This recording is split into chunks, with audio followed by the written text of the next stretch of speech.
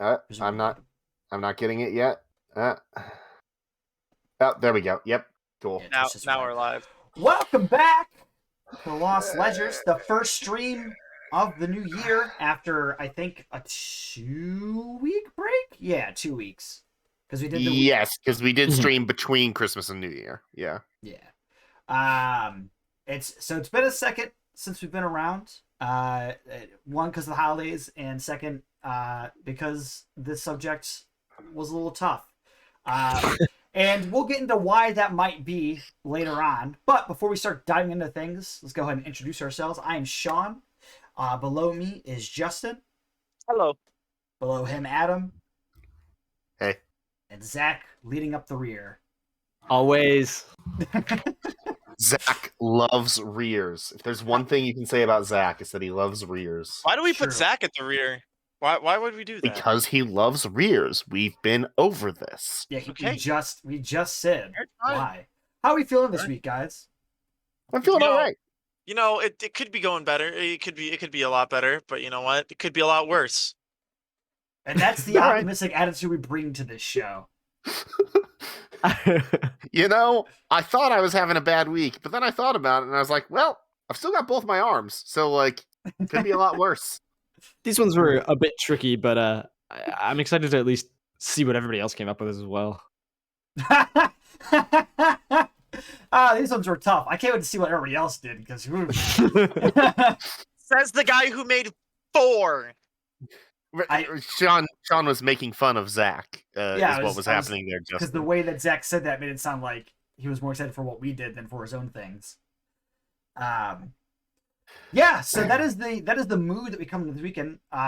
Looks like my suggestion of social feats was more rough than you might suspect it to be, and there's a very good reason for that. And like I said, I kind of do want to go into that later on in the show. But before we do talk about any of the philosophies of the game or anything like that, might as well just jump into what we have going on here. You'll notice we have 2 feats at the start here on the page. Both of them are atoms. Okay. So why don't you go ahead and dive us in, Adam? All right, so let's start with Find Mediator.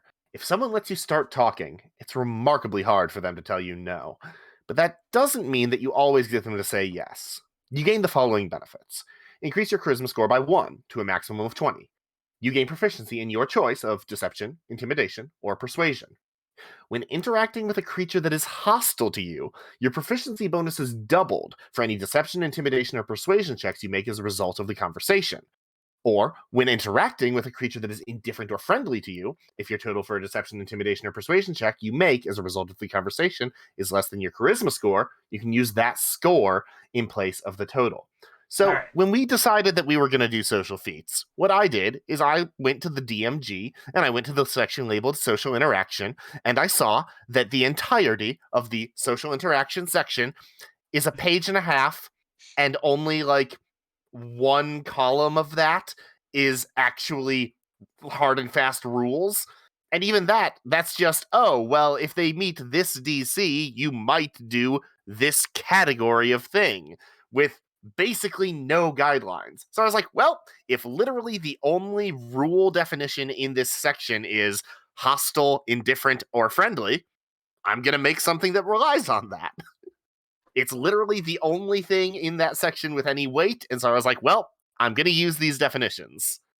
Yeah, so, okay. Well, I guess we're diving into the philosophy of the game design now. Yeah, this is exactly probably why social feats are so difficult to do, is because there is very little. There are mechanics in the DMG about social interactions, but compared to combat, they are very, very sparse. They're not clear cut. There's not strong mechanical lines determining what you can and cannot do in a social situation. And I think this is one of the biggest criticisms that D&D gets as a role-playing game. And why a lot of people label it as a word game, because there's not really that much support for things that aren't combat. And I think that's definitely true, and this is something that I wanted to touch on here. However, there are tons of other games in D&D that are very, very, very strong mechanically when it comes to social interaction, measuring things that like friendliness or taking into consideration people's outlooks and stuff. There's a section in the DMG about taking in NPCs like ideals, bonds, and personality traits and like manipulating those, and like players being able to determine what those are by interacting with them. But that's about it. Like, there's no initiative for social interactions, right? And there could be. Right. You could totally have a full interaction system where it's like you go back and forth, like battles of wits, stuff like that. I've seen people homebrew that stuff. You could totally do those things, but they aren't supported innately in Wizards' implementation of D&D. And if you wanted to make feats that did that, you'd have to create a whole subsystem to do that, and it seems like so much for a feat. But on the other hand, we have been willing to take on whole subsystems before. Like when our theme for the week was make weapons matter. 3 out of the 4 of us took that challenge to say, all right, I'm going to make an entire subsystem where every weapon gets its own unique feature that you can do with it.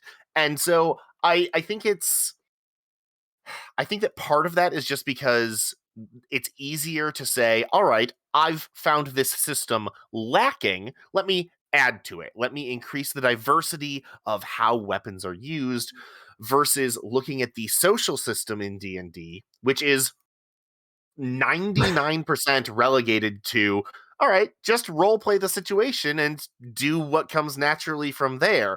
Like, it's a lot harder to impose a system where there is none, as opposed to fleshing out a system that we think doesn't go far enough. I think that's where the big challenge was with these social feats, that you're imposing a system where there basically isn't one, as opposed to just getting into the nitty-gritty of an existing system like we normally do with combat or spellcasting or monster stat blocks.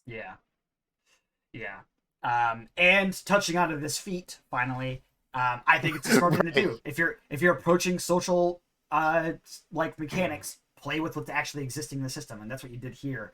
Though I'm not sure if I 100% am with the implementation that you did choose. I do like the idea of something's like temperament towards you affecting it. I do think that getting expertise when they're hostile is strange, just because like if you already have expertise, it does nothing for you. That's fair, and that's part of why I added the fact that you get a proficiency of your choice when you take it, and you do still have a benefit when you're dealing with indifferent or friendly creatures. But the point of this feat, and Justin questioned my language in the flavor text of it's hard for someone to tell you no, but it doesn't mean they're going to say yes. Question it. You literally said, I don't know what you mean by that. So that's pretty much questioning. My thinking was, this feat makes you very good at avoiding the worst outcomes of a conversation. If somebody's hostile with you, you've got big benefits to the check, and so you might be able to salvage a bad situation. But if somebody's already either indifferent or friendly to you, you aren't getting a big bonus. You're just getting a very high floor for how bad your check can be. And that's kind of what I wanted this to be. I didn't want it to give you sky-high numbers like the Eloquence Bard feature does. I just wanted it to give you a solid baseline to build off of. I would say because basing this off of the social feats that do exist in the game, like Actor, I think that you could just change it instead of expertise, making it just advantage. I was going back and forth between expertise and advantage, because advantage does not improve as you go through the game. Advantage is always the same level of benefit, whereas expertise gets better as your proficiency bonus increases. It's worse than advantage to start, and by the time you're in tier 4, it's just a hair better, technically, but I could have gone either way on it. Advantage was where I started, but I thought that expertise felt more interesting. Advantage is it's a very flat bonus. Once you've got advantage on a roll, there's nothing else that you can do to it. The reason I think advantage works better here is because it is something that you can always benefit from, as opposed to expertise. Like I said, if you already have expertise, say as a bard, and you want to take this feat because you want to be even better in those situations, this doesn't make you any better in those situations because you already have expertise, whereas advantage, whether your expertise or not, will always give you an advantage. And I feel like if you have a feat it should always be to your benefit. Now, obviously, there are some feats that aren't going to do, like we've made feats give you swimming speeds. If you have swimming speed, it doesn't do anything for you. Sure. And there are some other feats that do that type of stuff. Well, and I if think you already advantage- have expertise, would you be taking this feat though? Well, and also, if you've already got expertise in one of these three, this feat still gives it to you for the other two. Like, unless you've got expertise in all three of deception, intimidation, and persuasion, this still has some benefit to you. Like, it's not like you're getting absolutely nothing out of it. Yeah, And also, as I said, I think that honestly, how often are you making charisma checks against hostile creatures? Like, Yeah. I feel like most of the time you're making charisma checks against indifferent or friendly creatures, and that's honestly, I think, the stronger of the two benefits. The very high baseline. The expertise when a creature is hostile to you, I just thought was a neat way of using these existing conditions. I don't think that's where a lot of the power is, and so I don't think it's a huge deal if it's a little bit more niche with it being expertise. I also didn't want it to be, because if I make it advantage, then there's that sort of, that felt like going too far. Since the creature is hostile to you, you're supposed to be getting worse outcomes. I felt like expertise was a small enough benefit that it didn't fully cancel out the fact that it's hostile. I was worried that giving you advantage on interactions against a hostile creature would maybe incentivize you to piss someone off before asking them for something, you know? Like, and I didn't want to create that gameplay not loop, but like, I didn't want to create that scenario where you're incentivized to make someone hostile to you before you start asking them for something. And I thought that expertise was a small enough benefit there, especially since you don't get the baseline charisma score option once they're hostile. I thought it was a small enough benefit to make that the correct play. You're still better off dealing with indifferent or friendly creatures, but you are better at dealing with hostile creatures than someone else would be. I think advantage succeeds in that because expertise breaks bounded accuracy. If you're basing the game with bounded accuracy and your DM's like cognizant of that, expertise breaks that at every level. And advantage does not break bounded accuracy. And I think that pairs better with the fact that it's a bonus against hostile creatures because of that fact. Because when you're breaking bounded accuracy, you're getting a bigger benefit than if you're rolling with advantage, I would think, especially against hostile creatures where the DC to influence them is going to be higher anyway. You would want expertise more than you would want advantage in those situations because it's more likely, I think, that you'd be able to succeed. Advantage is on average a like +5-ish. So until you're tier 4, expertise is worse. Well, it's a little bit misleading to gauge it as +5 because expertise increases your maximum by a lot. Right. And so that's the thing. Does not. And advantage is stronger when there's a lower DC. Advantage is best when there's a middle to like. Advantage is best when you're targeting like a 10 to 15 on the die, and advantage is worst when you really, really need the 19 or 20 to hit. It's still good, but it's not as good as the +5 there. That's the thing. Yeah. The benefit that advantage confers depends on the target number, but I could go either way on it. I don't think it's a huge deal whether it's expertise or advantage here, but I was leaning towards expertise for the reasons that I mentioned. I was a little originally I was a little bit like, I was like, oh no, potential for expertise in 3 skills, but then like I took a second and realized like, oh yeah, of course this is only for like checks against hostile creatures, which for the most part you're probably only going to be making intimidation checks, or when you're going to be making potentially like a persuasion check, you're more than likely like in disguise. Right. Well, and that's the thing. Since it's only against hostile creatures, the benefit is pretty limited. So let's say compare this to the skill expert feat, which gives you a +1 to any stat, proficiency in any skill, and expertise in any skill that you're already proficient in. This is worse than that. You get a +1 to a specific stat, not any stat. You get proficiency in one of 3 skills, not any skill. you get expertise in 3 skills, but only in a very limited scenario. So it depends on how good your charisma is. If your charisma is high, then this is definitely better than skill expertise for a charisma build, because for what, like you said, most charisma checks you're making are against indifferent or friendly creatures.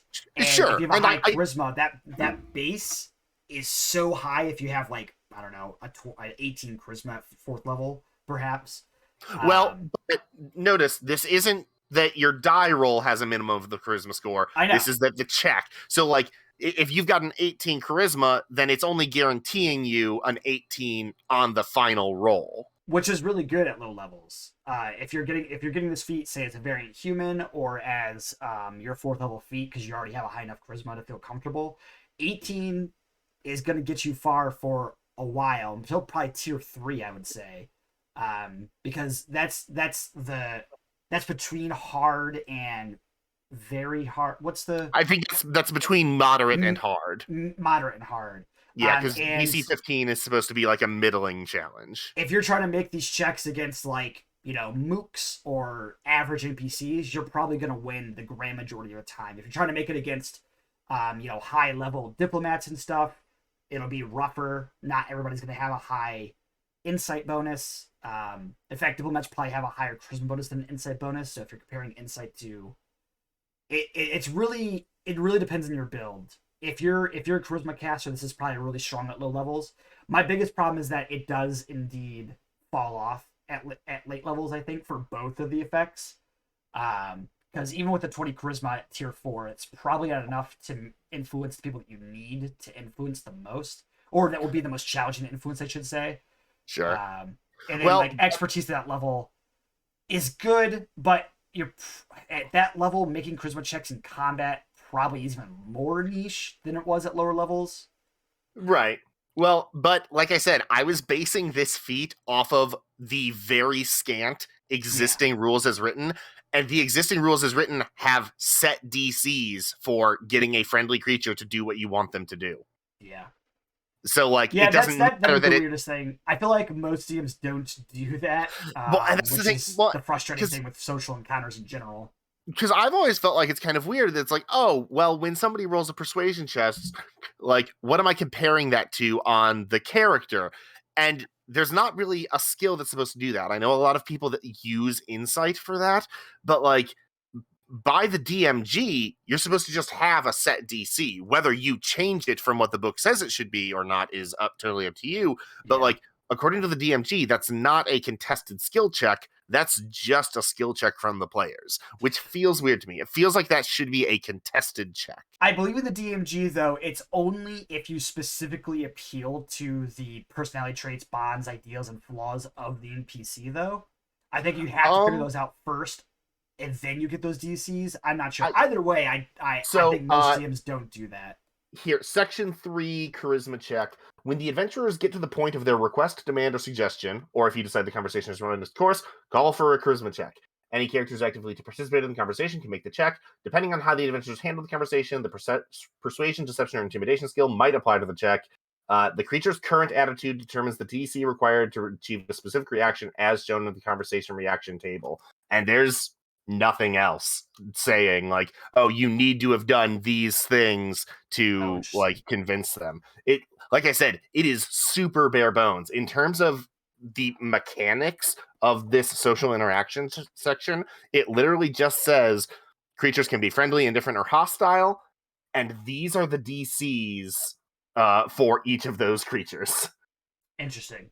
Well, I mean, like we said, it has a very sparse system. We're trying our best to make the best of it. Yeah, and that's why, so for talented researcher, I felt like I was going a little bit more outside of the defined system, just trying to create a benefit that worked in a social world. For fine mediator, I was trying to sort of take the straight and narrow on, well, what has Wizards already defined for me, and what can I use from that? Yeah, it's funny because I think this is a bit rough with what they've given, trying to make this feat work. Yeah, because I see what you were going for with that and taking your charisma score, but definitely I don't think most people follow this. And I mean, like, that's not. I think that's definitely true, which is frustrating because we're trying to design things that fit into the system. sometimes the system doesn't actually fit how most people run the game, especially with social stuff. Yeah, because that's the thing. Like, according to the DMG, for a hostile creature, if you make a DC 20 check, the creature does as asked as long as no risks or sacrifices are involved. I don't think that for most DMs, a hostile creature would do that, even with no risks involved, even with a 20 on the check. I think that, for me at least, if a creature is well and truly hostile to you, if you make a DC 20 check, they might do what's asked for significant like recompense. Like if you do something for them, they might be able to be convinced, but it's not going to be as easy as a DC 20 check and saying, "No, we promise you'll be safe." Like, yeah. Sorry, I'm looking at the stuff right now because I was reading it over. I could have sworn that I think rules as written for social interactions, this makes sense. In a game that I was playing, I don't know if I'd even allow a feat like or a game that I was running. mm-hmm. So Shawn, the closest thing I'm seeing to what you're describing is above that section 3 charisma check under determining characteristics, where you can make an insight check to try to identify a creature's ideals, bonds, or personality traits. But it's curious. In the charisma check section, it says, when the adventurers get to the point of the request, demand, or suggestion, or if you decide the conversation runs its course, call for the charisma check. But there's no guidance on when the point of request, demand, or suggestion should even come. Well, and that's the thing. I think that a lot of this is just sort of couched in natural language. Essentially, what the DMG is saying here is, once you get to the point where you're actually asking something, that's when you make the check, not before, not after. And it sort of just picks that point arbitrarily to say, no, you only get to try this once.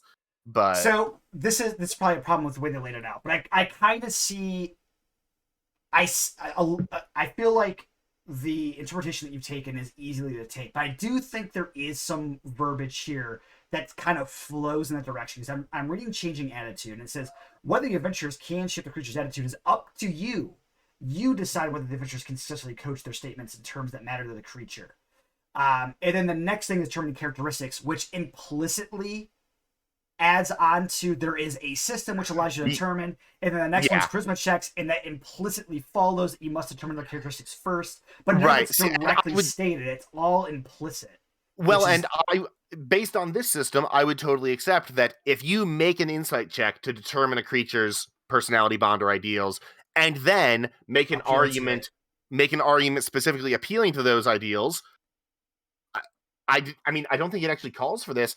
I think I would call for a charisma check for you to try to move them before you try to convince them. So it's like, all right, you're appealing to their nature, whether it's their better nature or their worse nature, but you're appealing to their nature before you've actually asked them to do anything. That's your chance to change their attitude. And for somebody with the fine mediator feat, they'd be better at moving somebody from hostile to indifferent. Yeah, a lot of this is very implicit. And I think they did that for a reason. I think obviously did that because I think that there's a mix in value here where D&D wants to show that there's some support for this kind of system, but at the same time, I think that D&D cares a lot more, obviously, about its combat, and I think that there is some value to, this is RP. You RP how you want to RP. The more system we add to this, the less control you have over the situation as a DM. And they, obviously, as part of 5e's philosophy, they wanted the DM to have as much control as possible. Mm-hmm. And if they had spelled out a very specific system, it would have changed the game to less of player RP and more of mechanical influence, which isn't the direction I think they wanted to go. But this weird halfway point they've settled on really messes with that, I think. I feel like what this section really could have benefited from is just a couple of examples, because they do that all the time in like the character creation and combat sections. They'll say, okay, here's a scenario. We're following this party and this is what they're trying to do. Let's follow a couple rounds of combat and see what happens.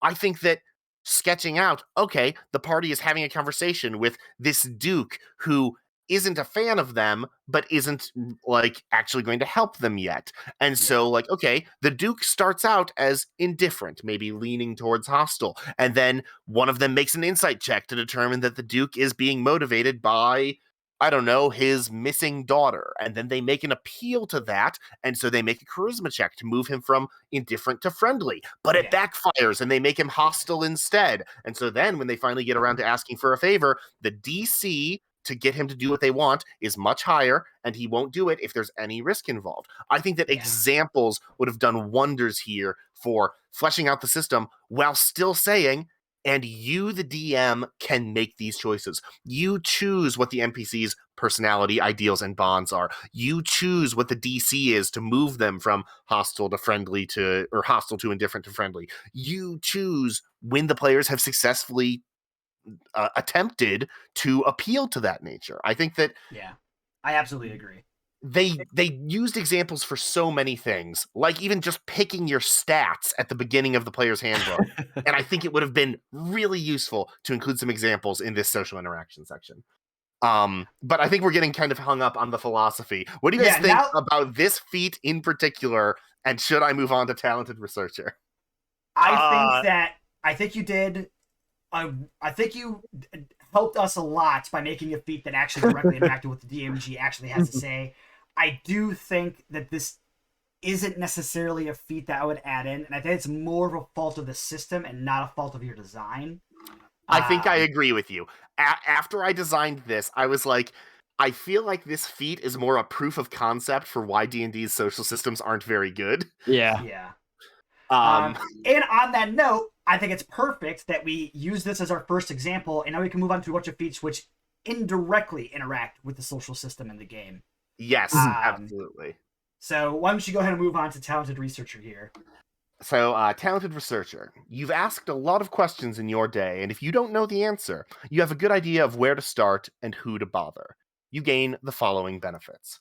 Increase your intelligence score by 1 to a maximum of 20. You gain proficiency in your choice of Arcana, History, Nature, or Religion.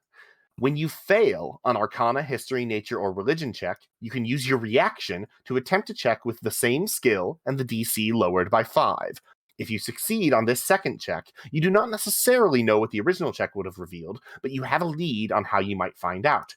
Whether that takes the form of an out-of-touch contact who specializes in the topic at hand, a book you recall reading once but can't remember the specifics of, or a story that obliquely references the question currently being posed. When interacting with a creature, if you make a deception, intimidation, or persuasion check to attempt to convince them to assist you with your research, you can make the check with intelligence instead of charisma. I like this one a lot. I like it. Reminds me a lot of the backstory or background feats in the game. Yes, I actually based this on the Sage background feature, which has nothing mechanical in it. It literally just says, oh yeah, your DM might provide you with some information. It's like, that's not a feature, damn it. That's not a feature. Mechanically, I would just get rid of the reaction thing because it feels like there's no real point for that. There's basically no point to it. I just wanted to leave that there in case you're making such a check in combat so that, like, you can try to pull out of your memory that you have a connection here, or you can leave your reaction open. It takes some amount of thought. Yeah, but I feel like my suggestion would be is don't make a second check at all. Just make it if you miss the DC by 5 or less, then the DM gives that to you. That could work too. Yeah, I think that would also empower the DM more cleaner, to be like, because I feel like as a DM, I would more often oh, you failed. But I think that was a pretty decent check, so here, versus making them make a second check, and then, like, especially if you're a DM who has to make up DCs on the spot for very esoteric knowledge, and it's like, now you have to keep that in mind, you make the second check, 5 less, it's easier to just be like, this feels like the right range where you don't know, but you would know someone who might know, or something like that. Sure, so just rephrase that, so it doesn't use reaction, and if you failed the check by less than 5, benefits as explained. This feels like the I know a guy thing, which is very good. It basically is, except sometimes the guy you know is a book. Yeah, except sometimes the guy knows a book, which I really like that, and I've always been intrigued by that philosophy of I believe it's like called the Han Solo effect, where he's like I know a guy constantly throughout the original trilogy. Yeah. And I like that there's actually some sort of way to do that, because it does suck sometimes for you you make an intelligence check and you're just like, oh, I feel like this should be something my character should know. Like this is something Yeah, that's no up recourse. Yeah. it's like it's nice that it gives you like that chance to go back and find that lead. And Right. that leads to other social interactions, like going off. Maybe you have to now find this maybe you go off on this side quest with your party to try to find out, hey, what happened to this professor that I knew? No Oh, one's seen him in 3 months. absolutely. And actually, that's one of the things that the Sage background does call out, that, like, well, for certain pieces of information, even if you know where to begin looking for it, it might take a side quest or even an entire campaign to get the answers to some questions. And then it provides nothing firm about the mechanics for it. Yeah. And this would be very good for this would like I really just love this from like a whole role playing aspect. It actually almost makes me want to fail a check, but Yeah. just be in that range. Right, yeah, it's tantalizing to be like, oh man, I made the check. Like, well, I wish I could have failed it by like 1. That way I would have like a thread to follow. Like, Yeah. I designed this feat to create the sort of scenarios that I feel like I thrive in as a player. I Yeah. love the scenarios where it's like, well, you've got a question and you don't have an answer, but this guy who you worked with 5 years ago and was kind of a shut-in, like, yeah, maybe he would know. Like, all right, well, guess we're going to this guy's house. Like, I love that kind of stuff. And actually, when I DM, like, I try to set up scenarios like that where the players can go follow the threads on their own in whatever direction they take it. I think that that's a very rewarding style of gameplay. And so Yeah. I designed a feat that lets you do that. and the last like little bit for it does kind of circle back to that, for where, hey, I want to go check in on this guy that I used to work with 5 years ago. Oh, he kind of doesn't remember me because he's a little bit crazy. Let me have a little bit of a boost for this check to try to like convince him, like, hey, wait, I'm not here to hurt you. I'm not with the country. I'm not with the government. I'm just here.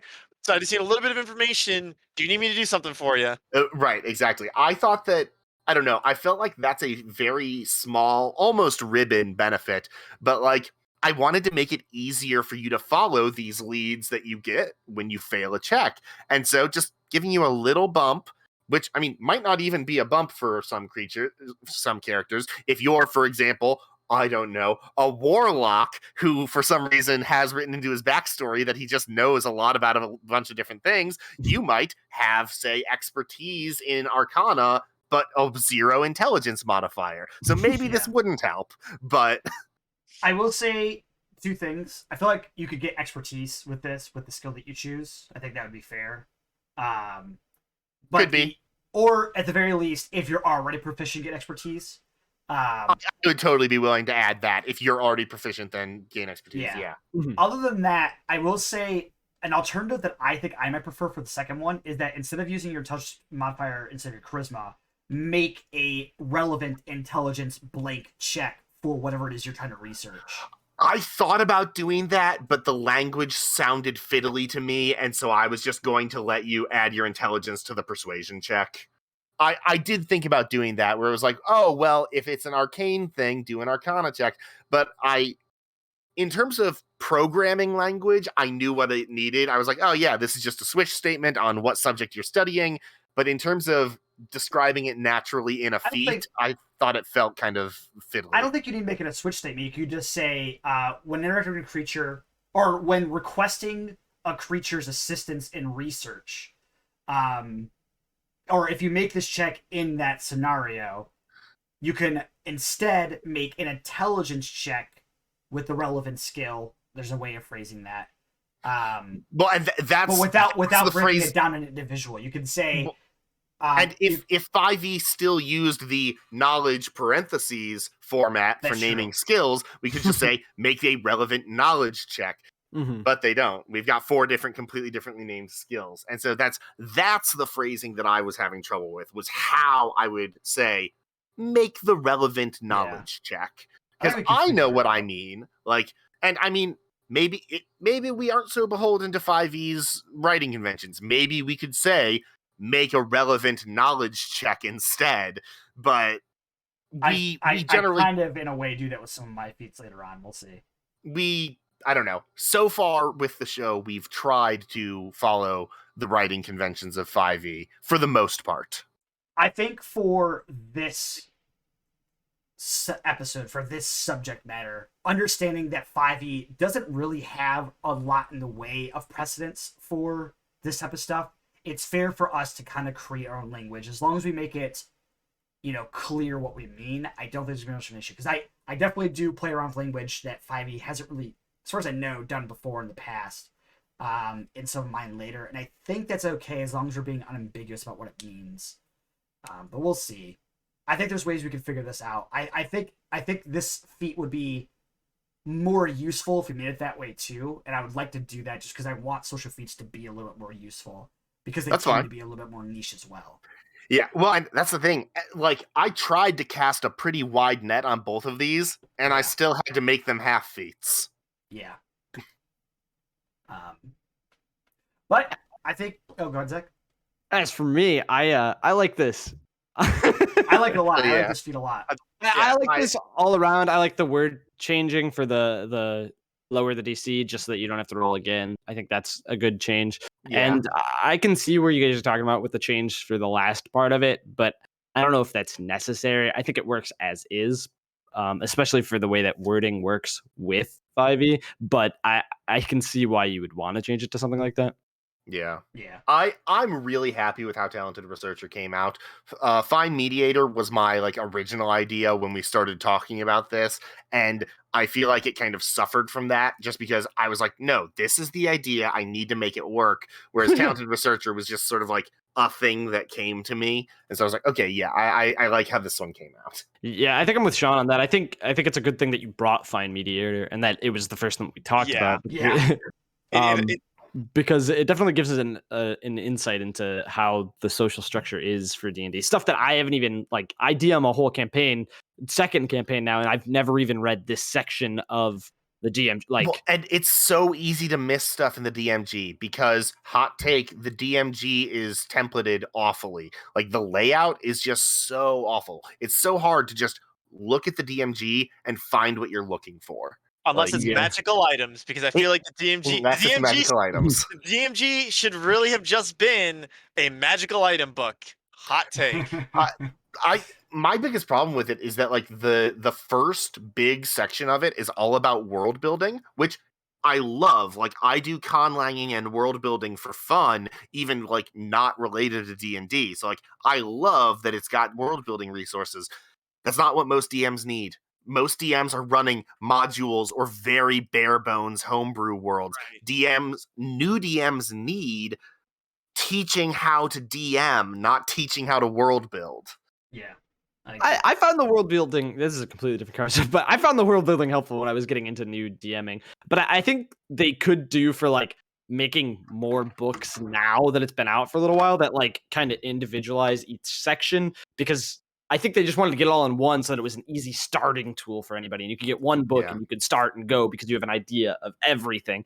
And it is poorly laid out because it's kind of all crammed in there. I think they could do for maybe more individual books on each subject. But unfortunately, we have one DM focused book and a billion player focused books. Even if they had one book part is being the player.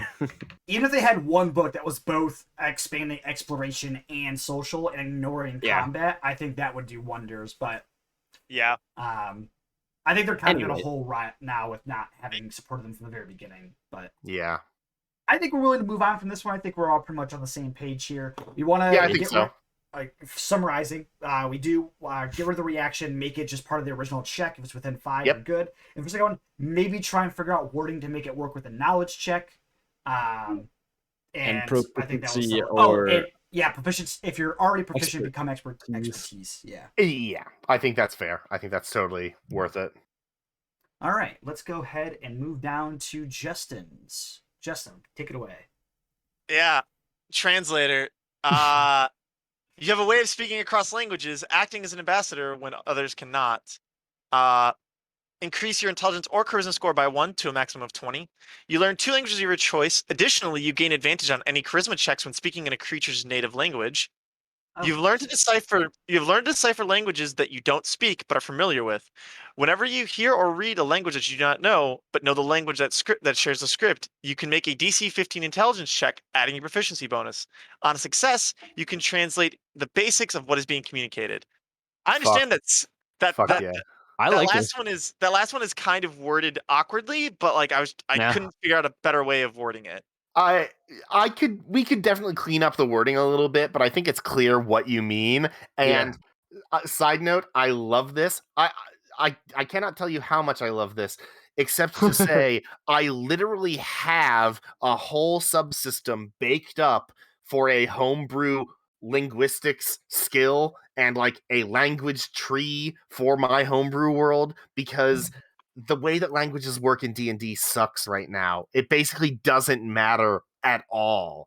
And Like- this adds a little, just a hint of it mattering and being able to do something with a language that you don't know. Right, because even in the real world, languages like share some things with each other, so you can understand. Like, you might not understand a language, but you might be able to pick up on certain words. The example I'm going with here is pollo or chicken, because it's shared in what? Spanish, Italian, I think French too, maybe. It's Well, like in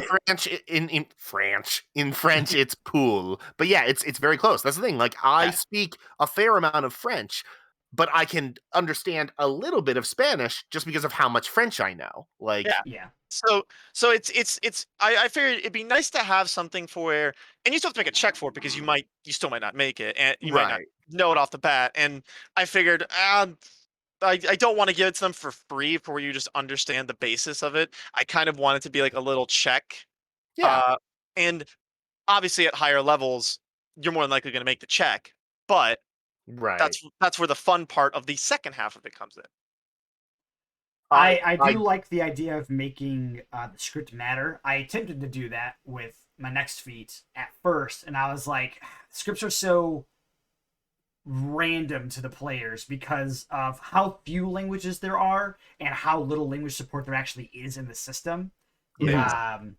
And there's also some languages don't even have a script, but I think there's only one actually. I think Primordial is the only one. No, I think Deep believe speech.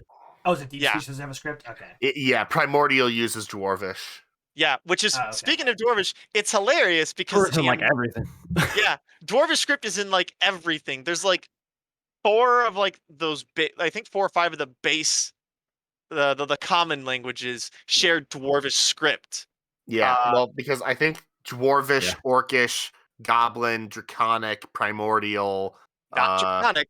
not Draconic. Oh, Draconic has its own script. Yeah. I'm getting mad about languages real quick. They Hey, don't use you don't- scripts ever, and they made categories for exotic and common and didn't use those ever. They could have used those. They just put them in there, and they just put them in there, and they didn't do anything with them. They could have. At language, you're a race, you learn 2 common languages. It's that easy. And you get exotic languages from like a feat or from the world or any other system you could have done. Maybe certain races, it's like, oh, you get 2 common and 1 exotic. Like, Yeah. Exactly. Or you learn a that'd be so specific cool. exotic or something like that. right, yeah. Dude, you do not need to fucking coax me into getting mad about D&D's language system. Like, Yeah. it needs no encouragement at all. I'm so mad. I'm mad just thinking about how mad I am.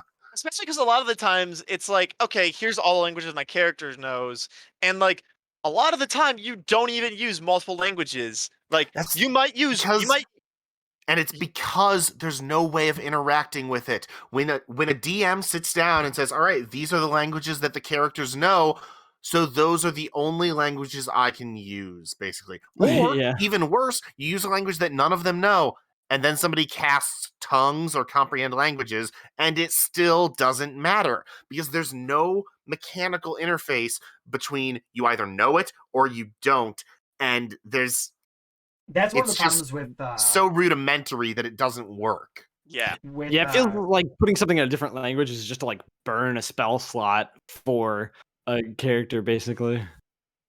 that is one of the issues with comprehend languages specifically, is because comprehend languages tries to make a distinction that everybody ignores because there's no subsystem to actually support the distinction.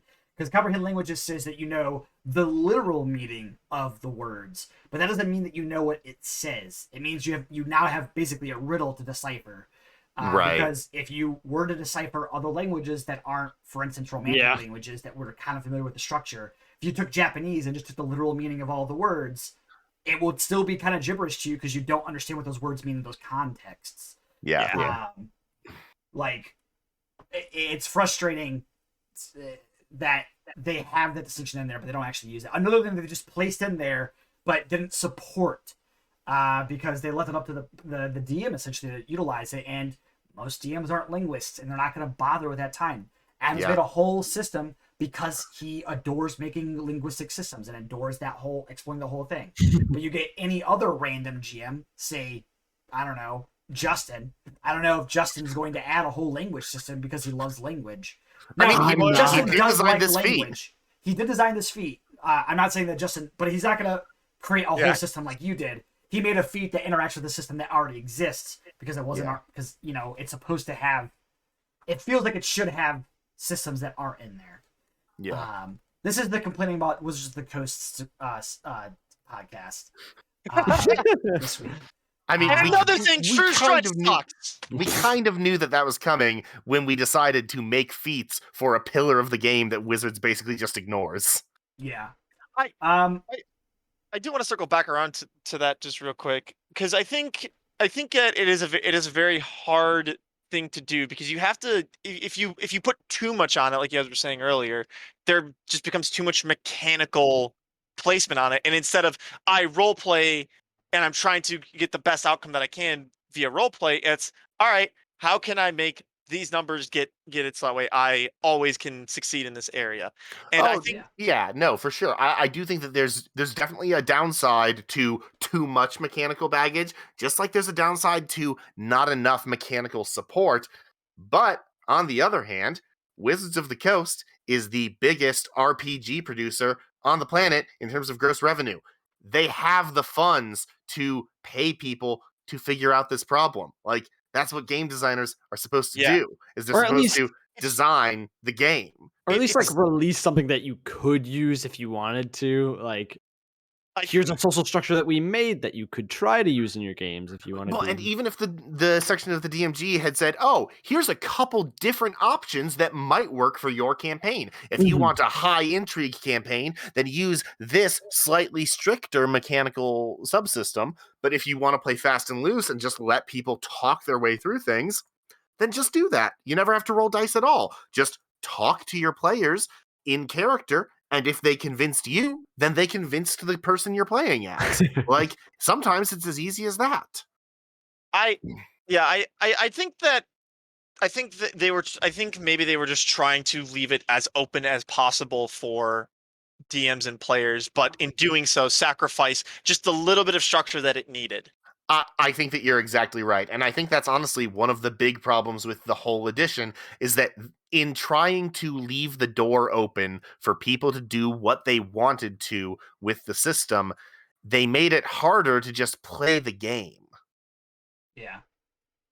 I will say one thing with this, is that I think be careful not to add flavor text where you don't need it. Because in the second or the last ability, you have learned to decipher languages you don't speak but are familiar with. The way the feat is laid out, a player can read that as mechanical language when it clearly isn't, because the next phrase is the explanation of what that means. But if a player sees that, they might think, oh, I know about Elvish. Do I know what this says? And it's like, well, no, you don't know any languages that have an Elvish script, so you don't know what it means. So I would remove that, because the flavor weight is being taken care of from the very top of the or you could replace it with flavor language that actually says what you want to say. Like, you've learned to decipher languages that you don't speak but know a related language to. Yeah. Gotcha. That was the way I wanted to phrase it, but I couldn't think of how to type it out earlier. I was like, I know there's a way to do this, but my words are failing me. Well, it hurts because familiar with is used mechanically elsewhere, so this reads mechanically. Because with scry and I think teleport, they both use familiar with, even though that's not really strongly just like defined. Yeah. I think it's a little bit better defined in teleport. I think it has like a little explanation at the bottom of what each of the things means. But so, despite all of the gripes that we've had about Wizards of the Coast stuff with D&D and the book stuff, I like this feat for it would make me, if somebody chose this feat, think about languages more in my campaign, and I would do things to allow somebody to use this type of feat. I do think this is a good feat that does fit well into what they've had, if it is not a bit niche and out there because there's such little structure to the rest of it that like only certain people would be like, oh, I want this because I think that would be interesting. But it would add that interesting flavor to a game that I was running if somebody did take this. Absolutely agreed. And it does add, an additional layer with DMs, because you could then have something of a, ancient language that is derived from, say, a script that that doesn't have a whole lot of, languages attached to it. Like Dwarvish has like a ton of them, but human only has or common, I should say, only has is only attached with human and halflings. So if you made some type of ancient common language, you potentially could be able to decipher things with this, or with other languages like Celestial. I think that another big hurdle with DMs presenting information in a language that the players don't speak, even with a feat like this, is that if you're presenting the information to your players, you probably want them to have it. And so if they fail the check, what are you going to do? Well, I think you would have to add it as like offer it as more of this is a morsel of something that you could have if you do get it. And you would have to make it not so dependent and just that's like the thing, a piece of a larger puzzle. You can only offer them information in this way if it's non-essential information, which is, in my opinion, I think that's just a game design hurdle. I disagree. Go ahead. I think you can give essential information that can be solved by this, as long as there is another way it can be solved. Like if I give you the Rosetta Stone and you have this ability, you break the puzzle right there. But if you don't have this ability, I've already set up a hurdle saying if you go to this place where people are known to study language, they will be able to translate this for you. I guess, but you need to provide that out. You need to provide, well, if you butt your head against this and don't succeed on the check, someone else can solve the puzzle for you, which, I don't know, it feels unsatisfying to me. Because it doesn't feel any less satisfying to me than your feat, which is, if I fail this, then I still have a backup that can tell me about this. Because you can use that. There are a lot of knowledge checks in the games that can be essential, and your feat allows the players to have a solution to that involves that fallback. Sure, absolutely. This isn't a problem with either of these feats. This is just a problem that Adam has with knowledge checks that have important information locked behind them. Because I want the knowledge check to matter. I want it to matter that you had to either know this in advance or go somewhere and find out this thing. But on the other hand, if you fail that check, you still need to get the information somehow, because if it's really that important, you need it. Well, one of the primary ways that I thought about with this is essentially overhearing a conversation that you more or less aren't supposed to overhear. You get kind of a base, you fail the check.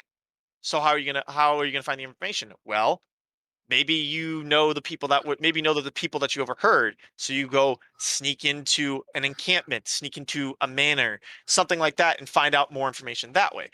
That was one of the first things that I thought of was just sort of kind of piecing together loose threads. I didn't mean for this to be more or less like, this is how you're getting your primary source of information. No, nobody was saying. Well, and I don't think you meant it that way. This is just bringing up more gripes that I have. And this isn't even really a gripe with Wizards. This is just a difficulty with trying to reveal information to players in a linear way. Gotcha. It's one of the many DM hurdles.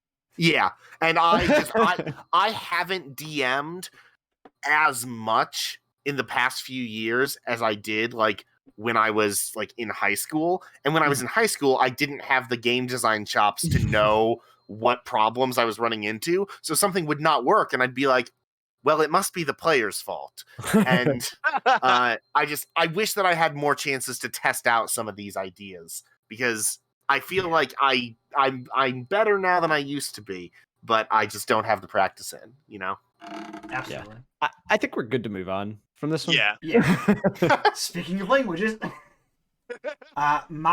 so one of the first things I wanted to do here is, one of the reasons I wanted to bring up social feats is because there do exist a few social feats in D&D, but they're all garbage. So I wanted to try my hand at least modifying one of them so that it was a little bit less garbage. I'm not convinced this is a fantastic feat, but maybe it's a fun one. So the first thing I did was I modified the Linguist feat. You have studied languages and codes and excel at communication. You gain the following benefits. That's exactly the text from Linguist. You learn 3 languages of your choice. You can ably create written ciphers to create verbal or somatic codes for communication. Creating the code takes 1 hour, which can be done during a short or long rest. You can teach other creatures such a code, provided the creature shares at least one understood language with you. Teaching a creature takes 4 hours, which can be done during a long rest. A creature can decipher a code after reading a page. I should say a creature can decipher a code you've made after reading a page of the written cipher or witnessing 1 minute of verbal/somatic communication, and succeeds on an intelligence check, DC equal to your intelligence score plus your proficiency bonus, or they use magic to decipher it. Additionally, you have advantage on intelligence checks to discern the contents of language or written ciphers or verbal somatic codes. You can decipher the vague subject matter of a script, which is written in a language you do not speak, being able to decipher some of the verbs and nouns used in the script, particularly proper nouns. And finally, you have advantage on wisdom insight checks made against a creature when it is speaking the language you understand. So that last one is kind of a converse to what Justin used, which was advantage on persuasion checks if you're sharing their native language, whereas mine is an advantage on insight checks if you share a language. Interesting. So basically, I expanded what the Linguist feat already does. Linguist feats let you make a cipher in exactly the same way, but it's only written ciphers. And I thought it'd be interesting if you could have a verbal/sign language code with your party. So as 2 separate things, you can create a code and you can teach other creatures a code. You could do both in the same long rest, because it only takes 5 hours total to do the whole thing. Other creatures can decipher it, but it will take a pretty meaty intelligence check on their part to decipher it. Oh, so the intention is that one of your enemies could decipher the code. Correct. You can teach someone the code over 4 hours. An enemy or someone who wants to decipher it can figure out what you just said. They don't learn the cipher or the code. They just figure out what you said for that 1 minute or that one page. I was confused about why the DC was scaling the way it did, because I was like, wait, shouldn't it just be like a flat check if I'm trying to teach my allies this code? But it's not a check for teaching them. It's a check for someone else trying to learn it. I see. Yeah. Okay. I misunderstood that on my first read. Yeah, you might want to maybe put that on a seperate line. I don't know. I don't know, just because it's right after the ciphers. teaching a creature. Yeah, if I just added a return here, it would probably read a little bit better that way. Right, or even just saying another creature instead of a creature. Or I can just say a creature which does not know the cipher or something like that. Yeah. A creature that doesn't know the cipher can decipher. Yeah. I like the expansion on that quite a bit, and the way that you have it, especially with the somatic. My concern with this is just the script written in a different language that you do not speak part, being able to find verbs and nouns. I see where you're going with it, but I don't know. That one just rubs me the wrong way. And I don't know if it's just because we just went over Justin's feat, and because with those two in the game at the same time, I think this steps on that one's toes a bit. But there's a little bit of difference here. With the linguist. With this, there's no check required, but also I feel like this kind of shrinks down that information that you can learn, and this is also from written language. This isn't you hear something and you're able to kind of somewhat decipher it. Yeah. Uh, I will say, as far as I very deliberately did not make a check involved in any of this because I do think that making your learned ability dependent on a check with something like this that's super niche would hurt as a player, because how often is it really going to come up that you have to decipher something and then you make a check and you fail it and I've missed my opportunity to make my feat matter? And I just feel like that would hurt a lot as a player if you did end up... it makes sense for Justin's, I think, because I feel like you'd run into those situations more because you could hear those languages as they're being spoken, and you could probably do that more often. It's kind of like the observant feat. In fact, that's sort of an inspiration of the observant feat, is that you don't make a check to read their lips. You just can. And that, I think, adds a lot to the observant feat on top of the fact that you get the proficient or the bonus to your passives, which obviously is the meat of that feat. But being able to read lips it comes up more often than you would expect, and it's super helpful. Yeah. And if you had to make a check in those situations, it would feel bad, I feel like. But yeah, obviously this and Justin's do step on each toes because they were made independently of each other. Yeah, I didn't make mine first, to be honest. But yeah, when I checked your revised linguist feat, I was like, shit, this is doing exactly what I wanted to do. But Well, it's kind not of exactly. But I'm not changing my idea. It's kind of taking it from a different angle, though, because like you did yours, like you focused yours in a slightly different way. So, like, I mean, yeah, these probably couldn't both exist in the same like rule book, but like they do tackle the problem from different directions, and I think that they're both like worth discussing. And I like the directions that you both took these in. Like these are both feats that I am interested in as a linguist. I will say, I think you could have these both in the same game. I think they actually step on each other. I don't think they step on each other's toes as much as it would seem at first glance. They both teach you languages, which is actually nice if you want a very strong language build. Yeah. This is specifically about codes and ciphers, whereas his is about actual existing languages.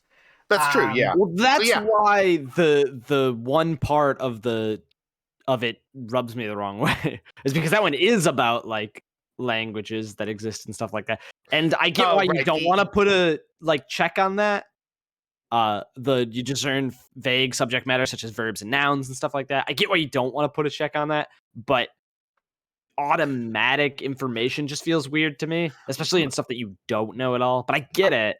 Honestly, my biggest problem with that one is just that like it does the same thing as comprehend languages does, where it sort of puts the onus on you, the DM, to decide, well, how much information can you get out of this with a basic understanding?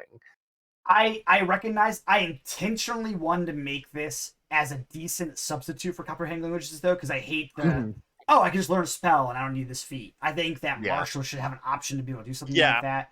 And Fair. I do agree that it does put the onus on the DM. However, I think this calls into question very specific things the DM can actually give.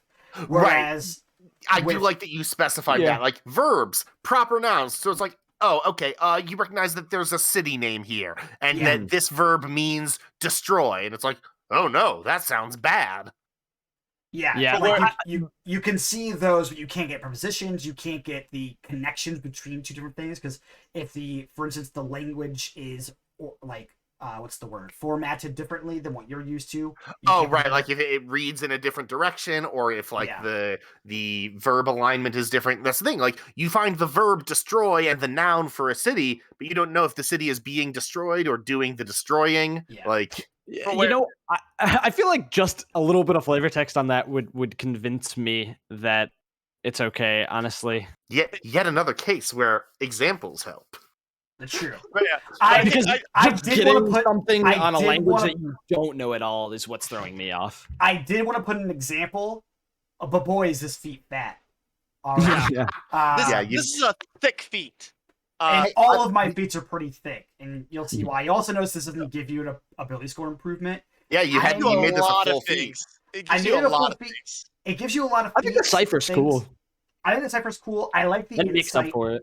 I like the fact that Justin's did his charisma. I did mine insight, And if you Yeah. got both of these feats, that just means that you're anytime you're speaking in a language that you know, you're just amazing at conversation. That is pretty cool. Anybody that you ever speak with ever, like you probably instantly, you maybe not instantly, but you sort of become the face of the party with these two feats, and Yeah. also to kind of I talk did about a like flavor text there too, but I got rid of it because it made it too fat. to kind of like talk more about the differences. Whereas Sean's would you'd be able to understand city destroyed.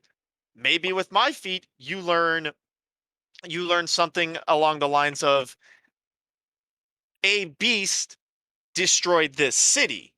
And now you don't know a whole lot, but you understand that some type of creature went and attacked the city and destroyed it. So I mean there's still pieces of the puzzle. It just sort of it's different ways of going at it. Honestly, you guys have convinced me that these can both like stand Yeah, together in the absolutely. same document. Like I'm Absolutely. convinced. Yeah. I convinced you? Good. I was trying to convince myself too. High five. They definitely could, and they would make a powerful language build, honestly. Yeah. They But, would, which would be cool. I think Yeah. that this whole episode is bringing into stark relief for me how much it sucks, like how few feats you get access to. Because like as much as I love these, it's really hard to say that like, yeah, I'd take one of these over Warcaster or Resilient Yeah. Con or Polearm Master or Sentinel or Sharpshooter or Heavy really Armor has to be Master. a character built around the That's the social, thing, and it's hard to do that with those little social stuff that there is. And it's hard to do that when so much of the rest of the game is focused around combat. If you were given, say, 2 different lists, and it's like these are combat feats, these are non-combat feats. Yeah, I don't know what's happening, man. But like, okay, these are combat feats, these are non-combat feats. Whenever you take an ISI, you can get one of each. But like, another new system. Hey, dude, you know what I'm gonna do? I'm gonna fucking bring back non-weapon proficiencies from 2nd edition. It'll be great. Nothing has ever gone wrong with 2nd edition and proficiency points. I don't know what that is, but I already don't like it. It's okay. You know the Don't thing describe Shawn. It to me. Don't describe it to me. You know the thing Shawn did? It's that, but worse. So this one as a whole summary for me, I like it all, and with a little bit of flavor text, I could be convinced on the one that I was iffy on. The rest of it I like kind of wholeheartedly, and I love the ciphers idea. I really love that you can do like somatic ciphers, so you can do like a sign language, like just that's what I was looking at. Like why not sign language? You see that all the time in like tons of like espionage fiction. It's like, oh, they have like their they have like hand signs gestures, that they can use. Yeah, like and like that makes sense for a party to have. But I do want to move on to the next one because I'm actually more proud of the ones that are original. So this one is Mentalist. You possess a strong personal insight, which allows you to gauge another's mental characteristics. You gain the following benefits. You gain proficiency insight skill. If you're already proficient in the skill, you gain expertise with the skill. At this point, Wizards has used expertise in this way so many times, I feel okay without elaborating what the fuck that means. As an action, you can choose one creature you can see and hear. You learn whether the creature is afflicted by the charmed or frightened conditions, and at which it is afflicted by. Additionally, if you spend at least 1 minute observing or interacting with another creature outside of combat, you can learn certain information about its capabilities. Choose 2 of the listed characteristics. The DM tells you if the characteristic is equal to, greater than, or less than your wisdom score, if you choose an ability score, or insight bonus, if you choose a skill bonus. If the result is equal to or inferior, you learn the exact value of the creature's given characteristic. So you can choose intelligence, wisdom, and charisma compared to your wisdom score. You learn whether or not it's greater than or less than your wisdom score. And if it's less than, you learn its exact value. And then with insight, deception, and persuasion, you compare it to your insight bonus. And if it's less than, you know its exact value. Now, this is where I'm saying that I'm using language that Wizards hasn't really used before. Skill bonus isn't something that they've really delved into before. I think it's fairly clear. Maybe it can use a little more clarification as a separate thing from these feats, as it includes your wisdom and the bone, or not the wisdom, sorry. It only includes your proficiency. So proficiency or expertise or none, depending. So it doesn't include your wisdom bonus because you're not comparing it to your wisdom insight check. You're just comparing it to your insight check. That I think needs clarification if you want to use it that way, just because it's fighting against what people see every time they look at their character sheets. Yeah, I think that the rest of my feats do something like this, and I feel like they could use a separate clarification saying this is what it refers to. I could also say compares their proficiency, but no, compares the bonus to the skill from their proficiency compared to the bonus to your skill to their proficiency. That's really getting. I think, and see, the problem with that is that monster stat blocks don't have a spot where they say what their proficiency bonus is. It does. They do now. That's a standard thing now. Yeah, they do. Yeah, okay, but like nothing from the monster manual does. Yeah, the monster manual doesn't. But and so like for some monsters, you can't know what this is without doing math to it. Like, yeah, that took me like 3 or 4 read-throughs to understand what was being said there. But interesting. So I'm conflicted about this because I think that it's really cool, but I don't know how helpful that last ability is. Like, as cool as it feels to be like, oh, I spent a minute talking to this guy, and now I can know with confidence that his intelligence is lower than my wisdom. But what does that actually do for you? How can you actually use that, you know? I think it's incredibly helpful if you're a wisdom build. If you have an 18 wisdom and you check someone's intelligence and they have high intelligence, it's like, whoa, that's exceptional. What's going on with this guy? It gives you a lot of information to be more skeptical about NPCs. I think it's similar in usefulness, but not exactly the same kind of usefulness as Divine Sense, where Divine Sense tells you whether or not something is a fiend, undead, or celestial. That stuff isn't directly useful, but it allows you a more level of scrutiny than you normally would with an NPC. And this is free to use on any NPC all the time, and you only need a minute of interaction with them to know it. So if you're... I like this part of this. I think it's really useful. I think that it could almost use an expanded list of things to choose from. Maybe add a couple more skills. Maybe add a couple of skills, or even all the scores. Or I get you're going for like intelligence, wisdom, charisma, but I almost feel like it could be expanded so that you could get more information. Because I like this, and I like the being able to get information. I don't know where you would want to restrict that. So I get why you didn't do more. This does feel a little bit like Sherlock Holmes almost, for like you size some, like you're kind of able to size someone up. This is extremely similar to the Know Your Enemy ability that the Battle Master gets. This is some level ability. It's based off of that. And with that ability, you compare their strength, dexterity, constitution, armor class levels, fighter levels, or hit points to your own, and you determine whether or not they're inferior. You don't get to learn the exact number, which I always found kind of weird. And I think that if you have a higher value, then it makes sense to know what the lower value is, because otherwise it's less valuable to know that. Did you not give it other things because you didn't want to step on their toes of the Battlemaster? Partly because I don't want to step on their toes, and also because I think that these are all actually extremely valuable things to know about an NPC. Yeah. I'm not sold on that. Like, I'm not sure how learning any of these things changes how I interact with an NPC. Well, I think if I know if an NPC has a super high deception, I automatically change my outlook on them if I had anything other than skepticism toward them. Because if they're really good at lying, then I'm like, I should really watch out for what you say now, because why are you so good at lying? Because if I have expertise in insight and they have a better deception than my insight, I'm like, what's that about? Same with if you know they're a caster, you can determine, if you have a decent wisdom, how good of a caster they might actually be. Yeah, and which I think is super helpful. Another thing too along this is determining what like their score is. That might influence you just a little bit, because this is obviously built around a wisdom character, but there are wisdom characters that can learn spells like Charm Person, or pick up a spell.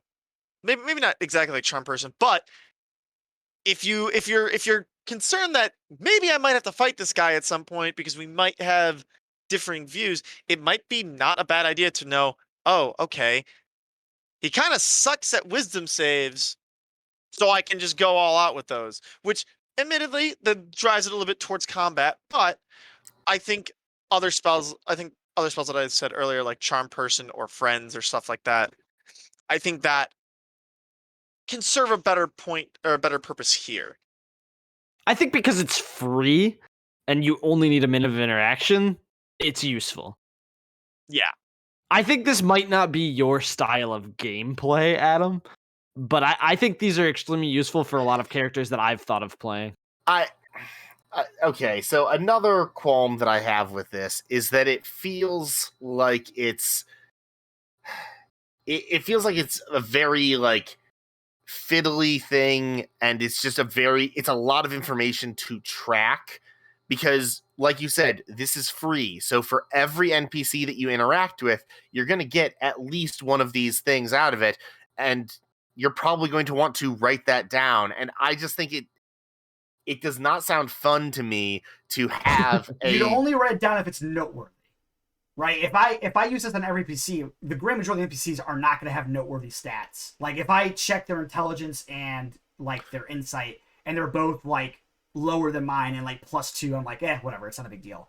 But if it's a noteworthy NPC, now I have information I wouldn't have otherwise, and I can learn whether or not NPC is noteworthy before I even am supposed to know that. Sure, but there's no limit on this. So let's say that you find out that his, let's say, charisma and deception are not noteworthy. But if you talk to him again, you can check 2 other stats. And so you want to make sure that you don't check the stats that you already checked. So you should write those down in case you talk to him again and check this again. So that's true. However, I also recognize that the Battlemaster already does this. So I'm not that concerned. I'm just mirroring an effect that I thought was personally kind of interesting, but half-baked in the Battlemaster with this effect. See, and for me, the difference is that the Battlemaster, since you're interacting with these creatures in combat, you probably aren't... The Battlemaster specifies outside of combat. That verbiage is copy and pasted directly from the Battlemaster. 1 minute outside of combat. And I also dislike this ability on the Battlemaster. I was going to defend it, but if that's the case, I don't like that either. If it was 1 minute in combat, then it would be absolutely useless, because you're probably not going to spend 1 minute in combat with any given creature, usually. I didn't know about the 1 minute restriction. I thought that was something that you had added for this. No, that's just, not. I think this is cool. This reads cool to me, but it sounds like it would be a massive drag to actually play. I don't know. I'm not sure. I can see how people wouldn't have fun with this feat. Personally, I think I would have fun. I would not have fun having a note card with every NPC that I ever meet and 6 slots that I need to fill in 1 minute increments of talking. I would love that. I would not. If you think that, like, if I got the note cards on like all of the NPCs like, and started to get their stats, I'd be like, "Fuck yeah, I know all these NPCs." Like, I would be excited for that. And then maybe you're right. Maybe this is just not my style of thing. That just does not sound fun to me. That sounds like a job. I already have a job. I'm also not sure if you can do it more than once, because I don't know. I don't know how the know your enemy actually works. The way this reads, I don't have my book on me, so I can't check. The way this reads is exactly the same as know your enemy, but I also don't know if this counts as being affected by the same feature. I'm not sure. Right, because there's no duration on this. This is a thing that happens instantaneously to that creature. And so 1 minute. Can you do it again after you've spoken to them for another minute? I imagine you could. I think this is poorly. This is the part. This is the part of the stream where we start researching things to try to determine. Hey, wait a second. Is that feature supposed to work like that in the actual game, so we can determine whether or not it should work like this with our feats? Yeah. Yeah. This is just according to rules is intended. No. Okay, so you're not supposed to be able to use this no matter how many times you use it, it will always be at least 1 minute. You've already used it once for that at least 1 minute time, right? You've already spent that at least 1 minute with them. You don't get more at least 1 minute. You're only ever at least 1 minute or below at least 1 minute. Interesting. I don't believe that that's what rules as written means, but if that's what they meant, then I'll accept it. I don't think that the way that it's written, that's how it actually should work. Yeah, I that's a totally weird accept. clarification. I totally accept that it should only be usable once. I think that they wrote it poorly if that's what they meant for it to do. Well, it's not like an action that you take where you get the information. It's once you've spent at least 1 minute with them, you get this information. I think it should say that. I think it should say once you have spent, not if you spend. If you spend tells me that I can talk to a guy for 10 minutes, get this information, leave, go to sleep, come back tomorrow, and do it again. Well, ideally, you wouldn't even have to leave. You've spent 10 minutes with them. Thus, right. I was just trying to say, like, okay, we've got two clearly delineated instances of spending time with this guy. And so I agree that it should only be something that you can do once. Mm-hmm. That just adds to the fiddliness for me, because then even if you aren't planning on reusing it, then you still need to write it down as, okay, I've already used this effect on this guy. Even if his numbers weren't notable, I need to write it down that I used it, just so that I have a list of who I've used this ability on, because it won't be valid if I do it again. Like, I don't know. That seems objectively less fiddly than what you were saying. At least, I don't know. Because you're only making one remark as opposed to having to do it 3 times for each NPC. I guess. Maybe. I don't know. The first thing I was describing at least felt discrete for each NPC. It felt like, okay, I've got my 6 slots for each NPC for these 3 scores, these 3 skills. But this one, it's like, okay, well, I need a list for the people who I've used it on and I didn't learn anything interesting. And then I need a separate list for the people who I've used it on and I did learn something interesting. Like, I don't know. Honestly, maybe you guys are right. Maybe this just isn't my style of feat. But honestly, you even describing that sounds more fun playing a character where I have a book of mentalists and I write down people's names, and like in character and out of character, I have a book that I have like written down names and abilities that I found out, and that sounds like a cool character trait to have. When you describe it that way, this sounds like a character that I would have fun being at the same table at. I would not have fun being that character. Also, the Wild says, could tell you if you have a loyalty to other NPCs, or if they have a loyalty to other NPC or groups. I said, true, kind of. That puts a lot in the DM for when the player falls in love with a random, not fleshed out person. I'm not really sure that it does, because if the person's really that not fleshed out, commoner stats, 10 in all stats, 0 in all skills. Like, yeah. I think I would want to add something on here that you could do it again when your proficiency bonus increases. Yeah. Oh, that sounds so fiddly, man. I don't know. So the thing is that if you gauge someone at a low level and they have a higher value than you, all you know is that they're higher value than a low level. It would be useful later on if you could reevaluate them. So I'm curious about that. That's something I'll think about off stream. I think that if you want people to be reevaluatable, it should just be on another day. Or you have to change this to not use the same as know your enemy. No, well, or you could just say, you could just add a sentence at the end that says you can use this ability again once 24 hours have passed. Like, I was gonna say a creature can't be affected by it after, or you can reevaluate a creature after 30 days have passed, because I feel like every day might be, I don't know. Okay, but what do you? I guess every day you can check all 6 things, but if this is a character who you're interacting with every day for multiple days straight, and you're so invested in them that you want to know all of their skills, you probably could have just like, I feel like there's this feat is just really getting into me, man, and I don't know why. Well, you're gonna enjoy the rest of my feats if we get to them. Let's go ahead and move on here. Okay. I was gonna say think any that- last words from anybody else because I've given my piece and Adam's given his piece. Justin, did you have anything?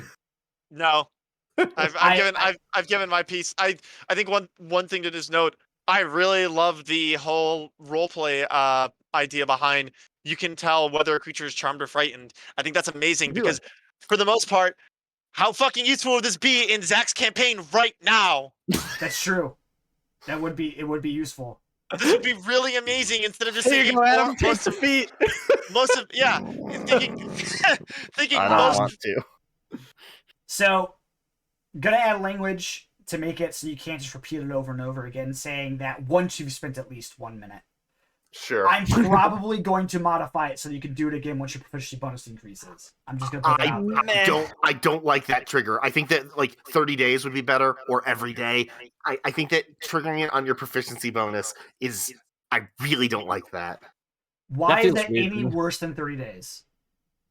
Give me Because any explanation as to why it's worse than 30 days. For 30 days, all you need to write down is just the date, and you can watch as time passes when people become eligible for you to do this to You them can again. make those same marks for your proficiency bonus. I made this one proficiency bonus was this. Now it's this. I can do it again. There's no extra bookkeeping basing it on proficiency bonus. In fact, I would argue there's less bookkeeping because you don't have to have a date in this particular instance. I think we I should, just hate it. I don't know. I Yeah, just hate it. I think we should move on before Adam has like an aneurysm on stream. All right, well, let's go on to Zach's. Yeah. All right. Zach has 2 feats here. What do we got, Zach? Let's see how these intelligent charisma. Increase your intelligence score by 1 to a maximum of 20. Anytime you roll a charisma check, you can use your intelligence modifier instead. If you've been talking to someone for more than 1 minute, you can make an intelligence check to size up the person and attempt to know one of their ability scores. I don't know how to give guidelines for this, but that's what I wanted it to do. I mean, I think you need to set a DC for that. I think since you're having them make a check. I Like, don't know how to set up a if you- DC for that. I couldn't figure out the numbers for that. I don't know. Just pick a number: 10, 15, 17. You could Different also- for NPC though. You could also, well, here's the thing. Okay, You could, okay. If you want it to depend on the NPC, have it be a contested check against some score of theirs. yeah, like Yeah. you're like make an intelligence check against their wisdom check. Because essentially versus that, well, maybe not You not can, their wisdom, their charisma. Yeah. Yeah. It feels a little weird to essentially be able to say I don't want to have charisma be my social stat. Well, but the thing is, you still need to be invested in your charisma abilities for this to work. So you'd need to be a build with no charisma, investing in charisma abilities, and then take this feat on top of that. That is Yeah, Zion? that's kind of my issue with it because you're trying to play 2 games at once with your character. I want an intelligence build and a charisma build, but it's too hard to get 2 different stats, so I'm just gonna make it a single stat. It just seems kind of odd to me. It makes more sense to me as like a class feature for, say, a wizard or something. Yeah. So my rebuttal to that is that you're giving up a lot of what would be good about your intelligence build to do this. Like, you're taking skill proficiencies in charisma skills instead of intelligence skills. You're taking this feat instead of something that would buff your more traditional intelligence-based character. My big critique of this is that there's already rules in the game for making intelligence persuasion checks, intelligence deception checks. Like, the game already supports you doing these skills with a different ability. And so I'm not sure how I feel about a feat that by default overwrites them when there's already support for doing it.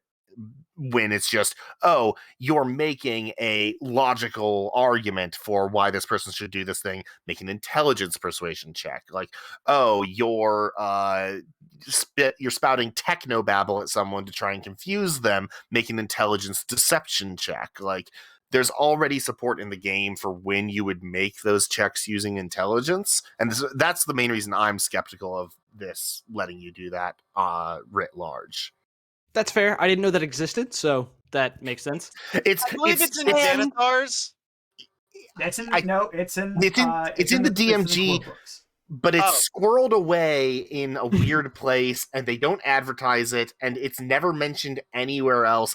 I think it's a really cool thing that the core game lets you do, but isn't It's also advertised. something that I do all the time as a DM.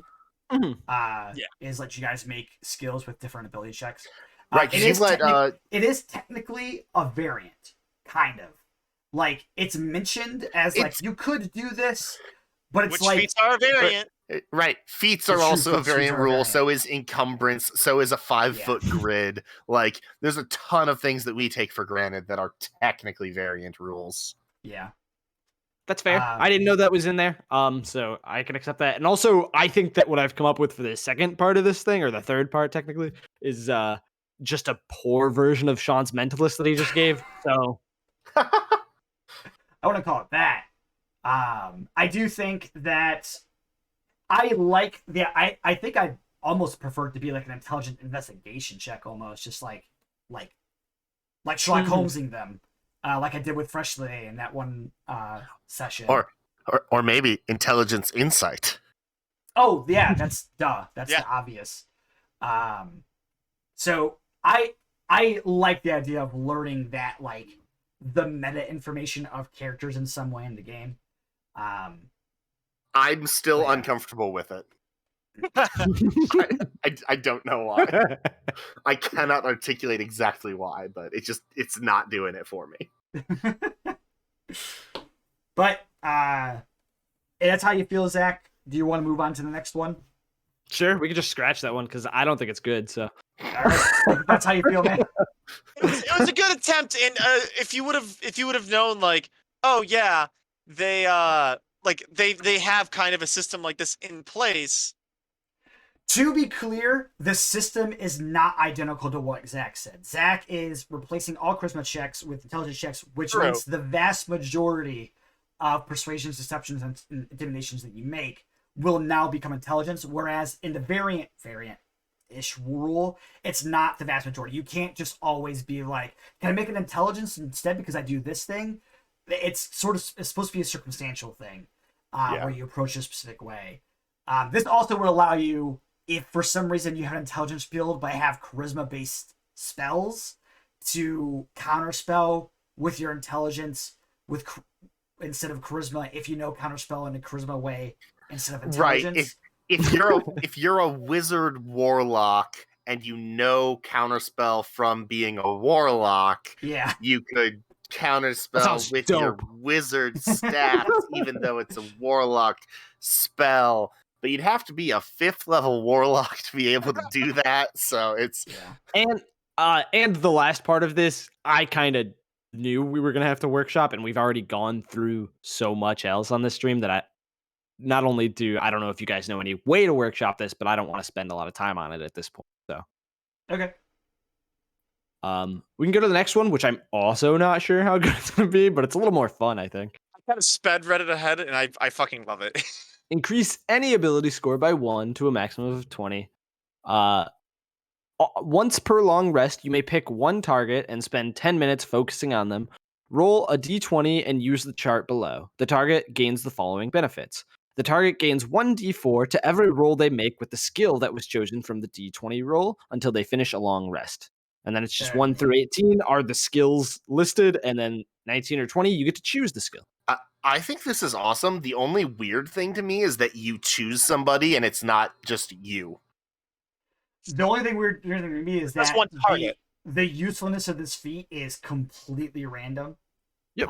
Which I'm not a huge fan of for a feat. I just don't know if there's going to be a scenario where I take this over any other feat in the game, regardless how bad the feat is, just because at least every other feat, I have a very strong understanding of what benefit I'm getting from it.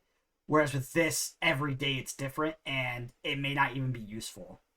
So the only reason that I made it that was because I thought just giving a d4 to any skill check that you chose would be too strong.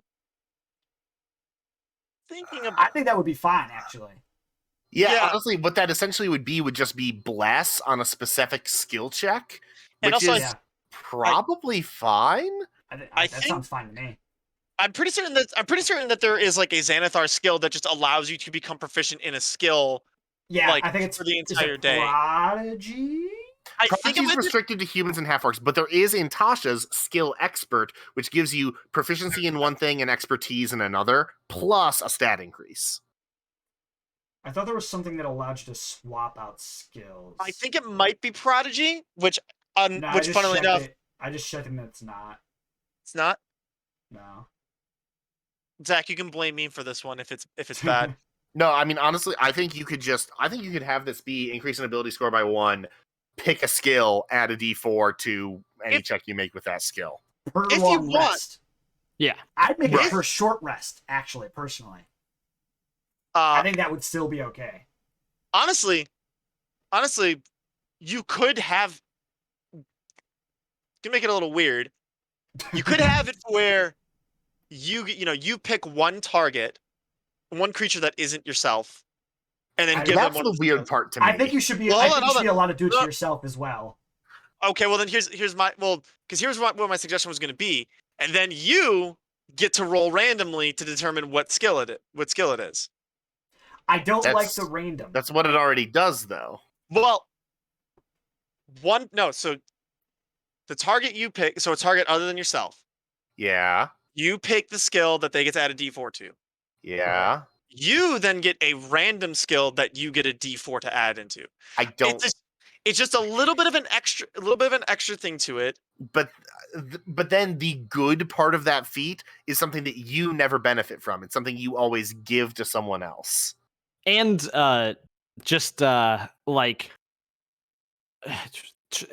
trying to think of it in like terms of actually like making sense. And for me, it's hard to figure out why that would make sense as to why you're good at those skills. And I know that this one's random, so that's why I made it a lucky blessing. I would change the name if I changed it to something else here. I think if it's full random, it makes more sense than it being part chosen and part random. Yeah. I just saw what Zach was going for and wanted to still include that into this feat.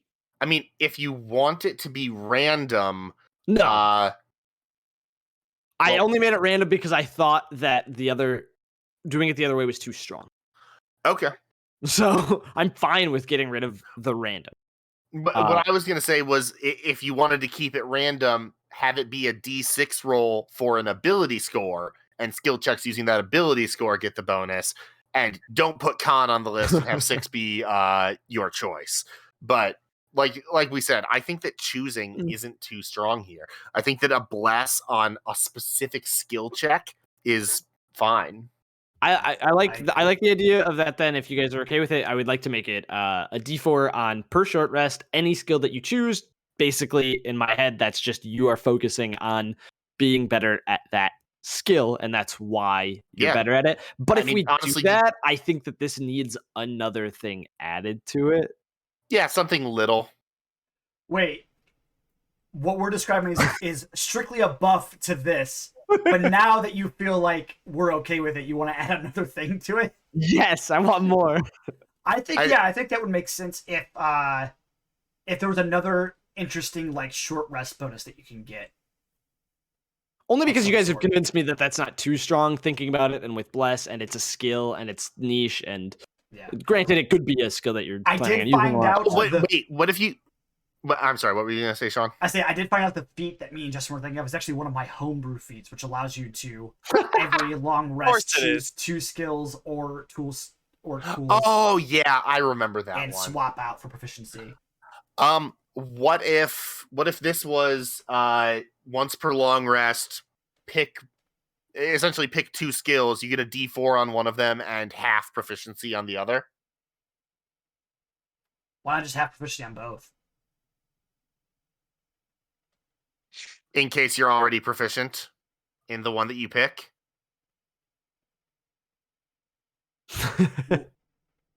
Because then you would get proficiency and a D4 on top of it. Oh, you're saying pick one skill and you get proficiency and a D4, or half proficiency and a D4 on that one skill? No, I'm saying pick one skill, you get a D4 on it. Pick another skill, you get Jack of all trades on that skill, essentially. Like you pick a skill that you aren't proficient in, you add half your proficiency bonus to it. Pick any skill, add a D4 to the checks. It seems odd that you're getting two different kinds of bonuses for the same type of. Yeah, I realized that halfway through explaining what I meant, but I was too far. I was too far gone to back up on it. I think short rest per D4 is fine for you or another creature, and then once per long rest. I mean, Honestly, what if once per long rest you gain proficiency in something for the rest of the day? As I say, yeah. What about like once per long rest? You just pick a skill you're proficient, one that you're not already proficient in. Because I think that the Mechanically, I think that works fine. Flavorfully, I don't like that. Doesn't one of the psionic feats let you do something like that? Oh, maybe that's what me and Jess were thinking of. Hold on. I didn't even think to check the psionic feats. It might not be one of the feats. It might be one of the psionic classes. But like, I thought that one of the psionic things let you like swap out a skill for something. All my books are in my car, so I currently can't look through I don't all see of it. the things that I have. I think it's time I told you guys this. I haven't read all the books, and I probably know less about what's in the books than anybody here. So, No, that's fair. I Nerd. 1d4 per short rest and then per long rest. Do you want to be something not skill focused then? Since you feel like getting proficiency in a skill doesn't really fit flavorfully. Is there a different kind of flavor you're aiming for here other than skill proficiencies? I guess it's not really a flavor, that's a mechanic, but still. no. Okay. Okay, so I think a long rest proficiency on a long makes rest sense. and a D4 on a short rest. I think it makes sense, yeah. Yeah, I think that's cool. Makes the D4 a little bit more flexible, leaves the proficiency open as the slightly more long-term thing. Well, and honestly, you probably want the D4 in a thing that you were proficient in anyway, so the proficiency is a boost to something else. Mm-hmm. Yeah. Unless you're a power gamer, then it's probably to min-max something, but... Right, but... Though, if you're a min-maxer, giving a non-proficient skill proficiency is not really the min-maxy route. Yeah. I'm fine with that. I'm honestly not. If you think of something else, Zach, I'd be happy to add it to the edit. I don't. That's the thing. I don't fucking have anything. I am not attached to either of these in any way because it was so rudimentary thoughts that I could not put down and figure out how to work at all. This was a hard week for me. Spoiler alert, I accidentally gave him the inspiration for Lucky Blessings. No, I had this idea earlier, and then we were talking about it, and I thought I had a way to make it work because we were talking about it, but I obviously didn't, so. Oh. I mean, what you have here works. I just think it's really weak. Yeah. Unless I like target gains. I'm fine with it. I think that mechanically that's fine, and like it works good, and it's a feat that could be used. It's just I didn't have a vision for either of these really. I was just trying to come up with something. That's fair. Unless the target gets to roll a d20 and add it to the stack. That's ridiculous, Justin. Jesus. It's ridiculous, but it might be the thing that makes this feat whole. No, I don't think that's it. Yeah, I'm not sure about that. So we got two more from Shawn? We do. We can move on. Those are beefy. They're fat. Like I said, all the ones that weren't the Linguist one follow a certain kind of theme. So let me just run through the first one real quick. Your arcane research makes you quick to identify spells, and since they're present, you gain the following benefits. You gain proficiency in Arcana or expertise, you already have it. You are immediately aware if you have been targeted by a spell, regardless of if you perceive the spell's casting or its effect. You do not learn the spell or its effects. You can identify a spell as it's being cast without using a reaction. You can use a bonus action on your turn to identify a spell by its effect, instead of as an action. And you gain a +5 bonus to identify a spell by its casting or by its effect. So essentially, you're really good at identifying spells. When they're being cast, based on their effects, whatever. Additionally, as an action, which you must take within 1 round of perceiving the casting of a spell, you can gauge the spell's power. The DM tells you the spellcasting ability of the spell witnessed, if any, so it was cast by an intelligent caster or wasn't cast or whatever. It then tells you if the spellcasting ability bonus is equal to, greater than, or less than your proficiency bonus plus your intelligence modifier. So essentially, what you would have as a spellcasting benefit if it was intelligence. That's just if you're a martial user. If the spell does not have a spellcasting ability bonus, as with some spells cast or magical items, your DM uses the spell save DC -8 in its place. If you have the spellcasting or pack magic feature, you can have the DM make the comparison against your spellcasting ability bonus instead. If the result is equal to or less than, you can learn the exact value of the spellcasting ability bonus. This is a big old paragraph just saying you learn the caster's or the spell's spellcasting ability bonus and the spellcasting ability. And that's it. You identify spells well, and you can identify how strong a spell is if you gauge it within a round of seeing it cast. I think for me on this one, this is kind of like the same terms that Adam was on with your Mentalist one. I just don't see myself ever using this. Yeah, it feels. I just don't know when I see I its would. usefulness.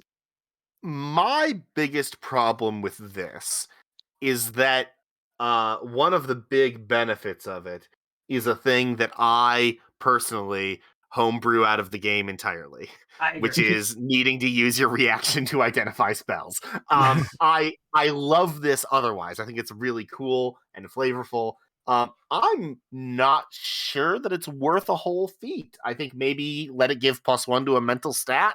Yeah, when you take it. Um, Probably intelligence, but since you let them use their casting modifier, I wasn't sure if you wanted to do that instead.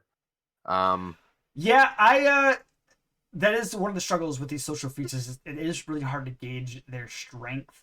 I do think that the using an action to identify how powerful a spell is actually more useful than it might seem on the surface, because I think a lot of us are thinking using this in combat, using your whole action to identify the strength of something is a big investment. Probably not a winning move. But it is very useful in social scenarios where you see casters who cast things casually, whether it be a cantrip, whether it be a cleric using Zone of Truth or Revivify or literally anything. You can gauge how strong that person is just by seeing them cast one spell. If you're not in a combat scenario, an action is literally no investment. And just thinking about my campaign, there are a lot of scenarios where people cast spells outside of combat. And if you are a curious player, you can learn how powerful that person is, probably far earlier than the DM expects you to, or at least in comparison to yourself. It does run into the issue again if you can only do it. Well, actually, no, this one doesn't run into the issue if you can only do it once. You can do this as many times as you want. Right, as many times as they cast the spell around you. Yeah. So later on in your career, you can re-gauge them as just an action. Right. But in theory, later on in your career, they might be an enemy if you need to care about how strong they are at that point. So, this one is definitely a lot more meh on my side than the other two that I made. I like the next one the most out of all of them, personally. Well, I'm very excited to see it then, because I like this a lot more than I liked Mentalist. I don't know. I'm not a big fan of this one. I wish I could tell you why I was so down on Mentalist. Because like all of the parts are things that I'm like, okay, yeah, I get it. But like it just that's kind of how I feel with with this me. one. I just wouldn't track any of this for some reason. Like, I just wouldn't care to track this stuff as a player. I guess me and Zach are just very different players. Well, hopefully, maybe on the next one, you guys can have an intersection. Unless Justin has something to say about this one. No, we're both gonna hate this one. Hey, that's an intersection.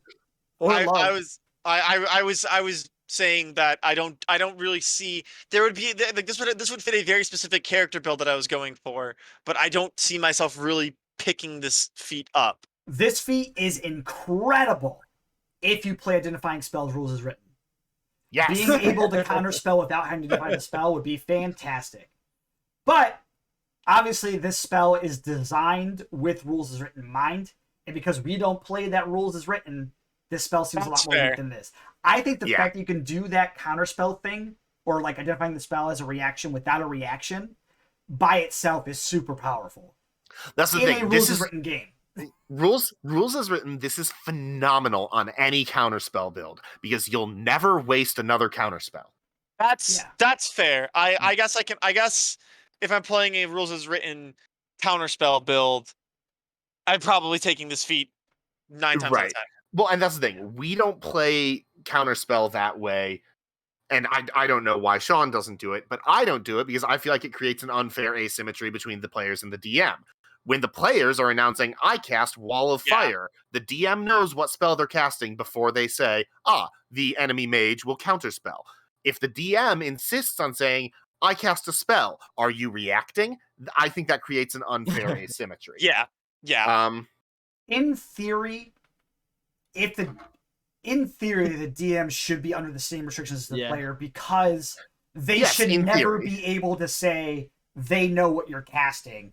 They should still have to roll always. The Xanathars just not make a distinction about whether or not you've seen the spell cast before. Oh no, I'm not assailing your point. I'm just elaborating what I mean.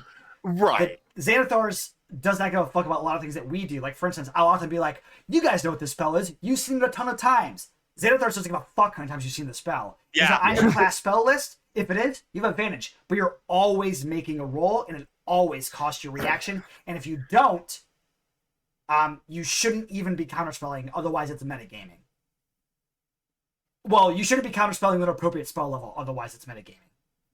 And that's true for the team as well. But unless you're taking a step in the dark. Yeah. Well, and that's the thing. I don't think it's... That's why I didn't add the ability score improvement because it's asymmetrical with the rest of these. But also because rules is written, this is actually not bad. Rules is written, this is very powerful. This is the rare feat that is made weaker by our homebrew because our homebrew gives everyone one of the things that this feat does. Yeah. Maybe I'll have to look into this counterspell. Oh no. No. Doesn't sound bad to me. As for the next feat, this is the one I like the most, so be free to hate it or love it. Magician. Your experience with sleight of hand allows you to deftly manipulate small objects and crowds. You gain the following benefits: your proficiency bonus, or your proficiency in sleight of hand skill or expertise. You can use a bonus action instead of an action to make a dexterity sleight of hand check to plant something on someone else, conceal an object on a creature, lift a purse, or take something from a pocket. If you perform one of these actions as an action, you have advantage on the check. As an action or bonus action, you can impose a -5 penalty to insight and perception checks of creatures of your choice within 10 feet of you until the end of your next turn. No check required. You just impose disadvantage because you're a magician. That's what you do. And then finally, as an action, you can gauge the awareness of a creature you could see. The DM tells you the same stuff. But in this case, it's comparing perception to sleight of hand. And if you succeed, or if you are superior, you learn their perception and their passive perception. Can you scroll down the document so that we can see all of that? This is an amazing feat. It's my little nitpick with it is more or less as an action or bonus action, and I understand why you have it as either of them, so that way it interacts with the first ability that you get. It synergizes well with that, but that's not the only reason. The other reason is because I hate the fact that Wizards of the Coast makes it so you can't take bonus action stuff as actions. It makes no fucking sense. Right, especially that's the because main reason why it says in the book that bonus actions are things you can do quickly, and then Jeremy Crawford is like, "No, bonus actions have nothing to do with speed." And it's like, shut the fuck up, Jim! Like, god damn it, Jeremy! Oh man, I think that this is amazing. I love this. I wish sleight of hand was stronger. This makes sleight of hand. This is the bee's knees, man. This makes sleight of hand more as a quick fun. note, the bonus action to take the sleight of hand thing, that's just straight up the sleight of hand UA skill feat that they had. Right, yeah. I just gave you the ability to take it as an action to make it with advantage. But yeah, other than that, it's just that. What is doesn't the thief get something for where they can use their bonus action to They make a can- sleight of hand check? They can can use do their the bonus they can use their bonus action for use an object, Yeah. which doesn't actually do as much as people want it to, because swallowing a potion is not use an object, it's magic item use. Which is bullshit. Which is, believe me, there's a lot of stupid stuff about using magic items. This indeed was the We Bash Wizards of the Coast for their wonderfully amazing product that they have given to and released to us and allow us to make these fun homebrew It's editions. great for homebrew. Well, It is. There's a lot of stuff I like about 5th edition. Even as, you know, a grognard who's been playing 2nd edition for 20 years before we started playing 5e, like, there's a lot of stuff I like about 5e. There's also a lot of holes that I think need to be filled in. And that's what we do on this podcast, is we fill in some of those holes. Honestly, I like 5e for how much I just use it as a guideline to however I want to run a game, which And is it's- basically what I use it for. And it's great for that. It's great for that. I think it is.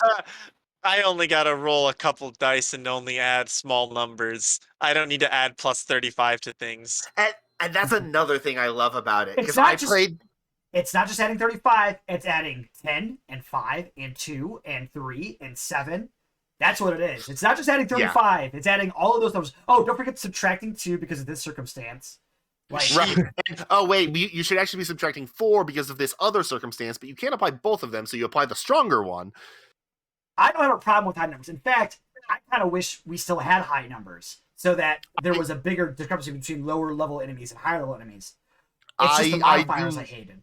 I do like big numbers. What I don't like is adding a lot of numbers together all at once every time I roll an attack.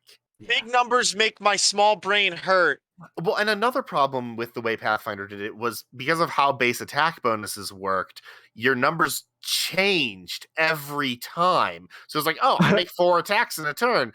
The first attack is with this bonus, the second attack is with this bonus, the third attack is with this bonus, and then because I'm multi-classed, my 4th attack is with a different number that doesn't follow the same pattern as the first 3. And this has been the shit on Paizo hour. I love this magician feat. I would 100% take this. I'm sitting in suspense for Zach's response because you're supposed to know whether or not this brought him and Adam together.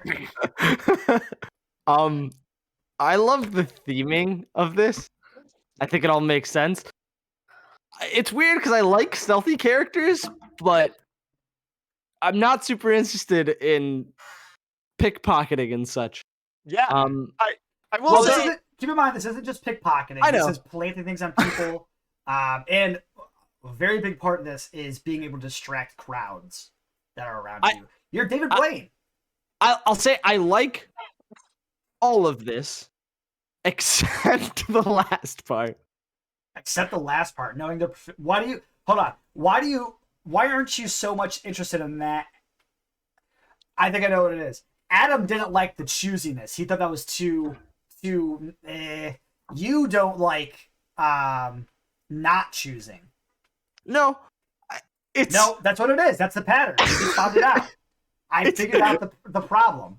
It's the flavor to it because I get it and I think it's fine, but I don't like the flavor about it because you're kind of like, I know how fast my hands are, but like you can just observe somebody and then like, are they gonna be able to tell how fast my hands are? But that's perfect con man. Like that's perfect. Like, okay, I'm observing, I'm watching the mark to figure out, are they gonna be able to tell? Like, how good are they at watching compared to how good am I at not being seen? Yeah, like, keep in mind the flavor of this feat is not set of hand. The flavor of this feat is being a magician.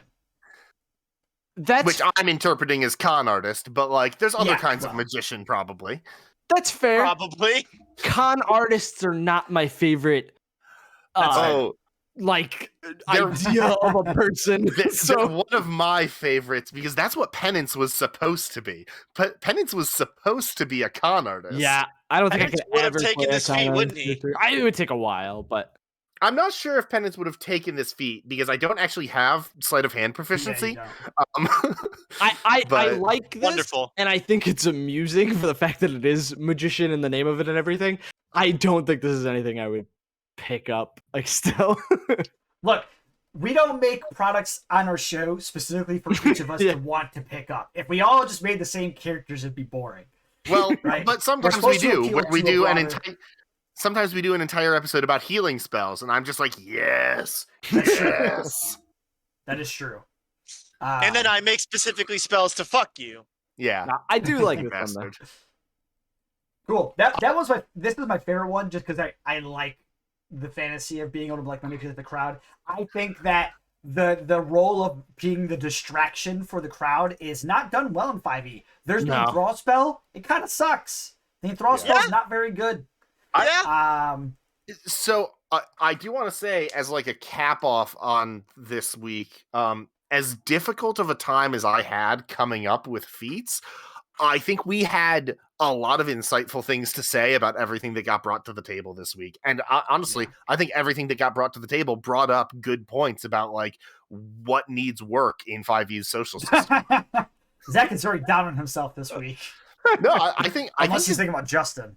No, I'm thinking No, about no, Zach, I think both of yours raised interesting questions. Like, your intelligence for charisma thing, like that brought up the fact that like there's this Yeah. lesser known system for using different abilities for skill checks that would be great for a lot of social interactions. It'd be great if people could say like, oh, actually, you should be doing a, I don't know, a charisma sleight of hand check here. Like, I don't know. I think that's an underutilized tool. Yeah, no, I 100% agree. Like, there are a ton of different ways, and I know the example they use is, to use a sleight of hand or In survival theory, to like there tie are 60 plus 48, 108 different skill checks you can make in this game that use both an ability score and a skill, because there's 18 skills and 6 ability scores. So in theory, there's 108 different skills you can use. And I'd be willing to bet that most people have only used like 15 of them. Yeah. Could you imagine? No could you one uses- imagine? I tried to make an animal handling feat. Oh God. It's hard. I Yeah. can make one, but I think it wouldn't be social oriented. It would be Could you- probably That was a combat-oriented. lot of my issues with the feats that I was trying to come up with. I was like, everything that I tried to come up with was, man, this is too combat oriented. Like, this is something that, or it was something that like was already covered by a social feat that exists already, or I couldn't think of how to make it into a social feat. Yeah. Right. I think I setting mean- ourselves the hard line of it has to be purely social made this more difficult, but honestly, in the end, I think it made it more rewarding. Like, I cheated a little bit because Nah. I think Arcanist has a lot of combat potential. Yeah. But Arcanist has the most combat potential of anything we discussed today, but everything it does apply out of combat. that was my goal. One my animal handling thing, I was like, if an animal attacks you, I was like, that's straight up combat. I can't do that. Well, is it combat if you were to do something along the lines of if an animal attacks you, you can somehow maybe Put it in a headlock. no. What it Maybe, was like- is if an animal attacks you, you can make an animal handling check contest against their attack roll. If you succeed, they miss and they cannot be hostile to you till the end of your next turn. That's or their combat. next turn. But that's combat. That's just combat. Yeah. And, the animal's commander could like make a contested check, but like that's still all combat. It makes sense for the check. And I thought of mounting. I was like, mounting's combat. Like, I also thought of doing something that may have had bad connotations. I had an idea of like, if a creature has certain low enough intelligence, you can make animal handling checks on it. I was like, that's a little rough. Yeah. I will say, although I'm not proud of what I brought, I am happy with the discussion and learning more about how social can be in the game, or how Yeah. to even structuralize stuff like that. I was afraid that what you were going to say was, even though I'm not proud of what I brought, I think that somebody else's was worse. Like No, I'm Adam's not- first one. No, even I even don't though even I'm know not proud half of what the I- rules that we talked about today. So even though I'm not proud of what I brought, at least I brought 2. All right. Well, I think we've pretty much talked about everything that we need to talk about this week. We once again went a bit over, but I think it was a good discussion. Was there anything you guys wanted to say before we sort of close things out? Yeah, today's word of the day is sartorial. What are we doing next week, guys? Hey, let me That's finish part of with me the closing out the episode. I'm not going to miss that. Let me finish with the word of the day, motherfucker. Word of the day is sartorial, relating to tailoring clothes or style of dress. In particular, something that is fashionable or stylish or snappy, you would say is sartorial. Fuck what the social things are in the book. Do whatever you want at home, okay? Listen to me. Do whatever you want. Oh, absolutely. Yeah. Do whatever you want, man. It's all fake water. anyways. Yes. Just use the lucky blessing. Make it all random all the time. Hell yeah. Drink So water. what we were talking about doing for next week, I've been putting this off for months because I personally have been dreading it. We're going to make Celestials. Yeah, you weren't here for this discussion, Justin, because you were too busy doing something else, I guess. I don't know. So yeah, we're making Celestials next week. Woo! That sounds fun. On top of that, even though this video won't come out until after I've done all this, soon we should be posting all of our stuff finally again. Because I finished editing everything that I could edit by myself. We need to have a Discord discussion, the 4 of us, where we go over everything that we've done since the Hemoturge and discuss if there's anything that anybody has issues with. Yeah. We'll talk about that off stream. There's also specific things that I want to have us discuss as a group. But once we've done all that, we can finally start making social media posts and I can start posting these videos, including this one, which, like I said, will probably be posted after we've done all of that. So me making this announcement in the video means nothing. If you're watching live, it means a lot. There's a non-zero number of people watching live. Here, let me check the users in chat tab. Yeah, there's 2 people in chat right now who aren't like our personal friends who know what's going on. Like, there you go. Thanks for sticking through it. Be sure to check out our Reddit, Instagram, Twitter, because that's where we post our stuff. Reddit, Dead Bard Society, Instagram and Twitter, dead_bards. And surely we can get this done and I can start posting this stuff next week. Fingers crossed. We'll see. We just got to schedule us to actually talk about the stuff, but then who knows? And we'll see you next week. And we will see you next week with Celestial See you Monsters. next week, everybody. Celestial Monsters. Which is Justin, what's the phrase?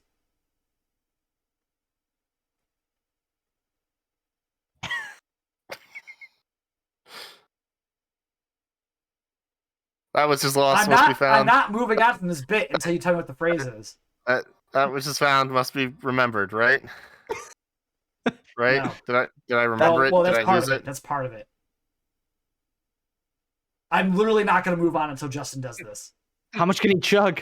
I have control of the live button. Justin, save us. We'd have to go to bed at some point, Justin. I have to wake up early for work tomorrow, Justin. Me too. Justin. Also, don't give yourself water poisoning. I learned that you can get kidney stones with too much water. Yeah. Yes, it's rarer, but you can do it. That was a lot of water. Mm-hmm. That's not the phrase. That must not be found, cannot be lost. No. That would fuck. That which is lost must be found, and that which is found must be remembered. See you next week. Wait, isn't that what I said? No, you only said the second part of it.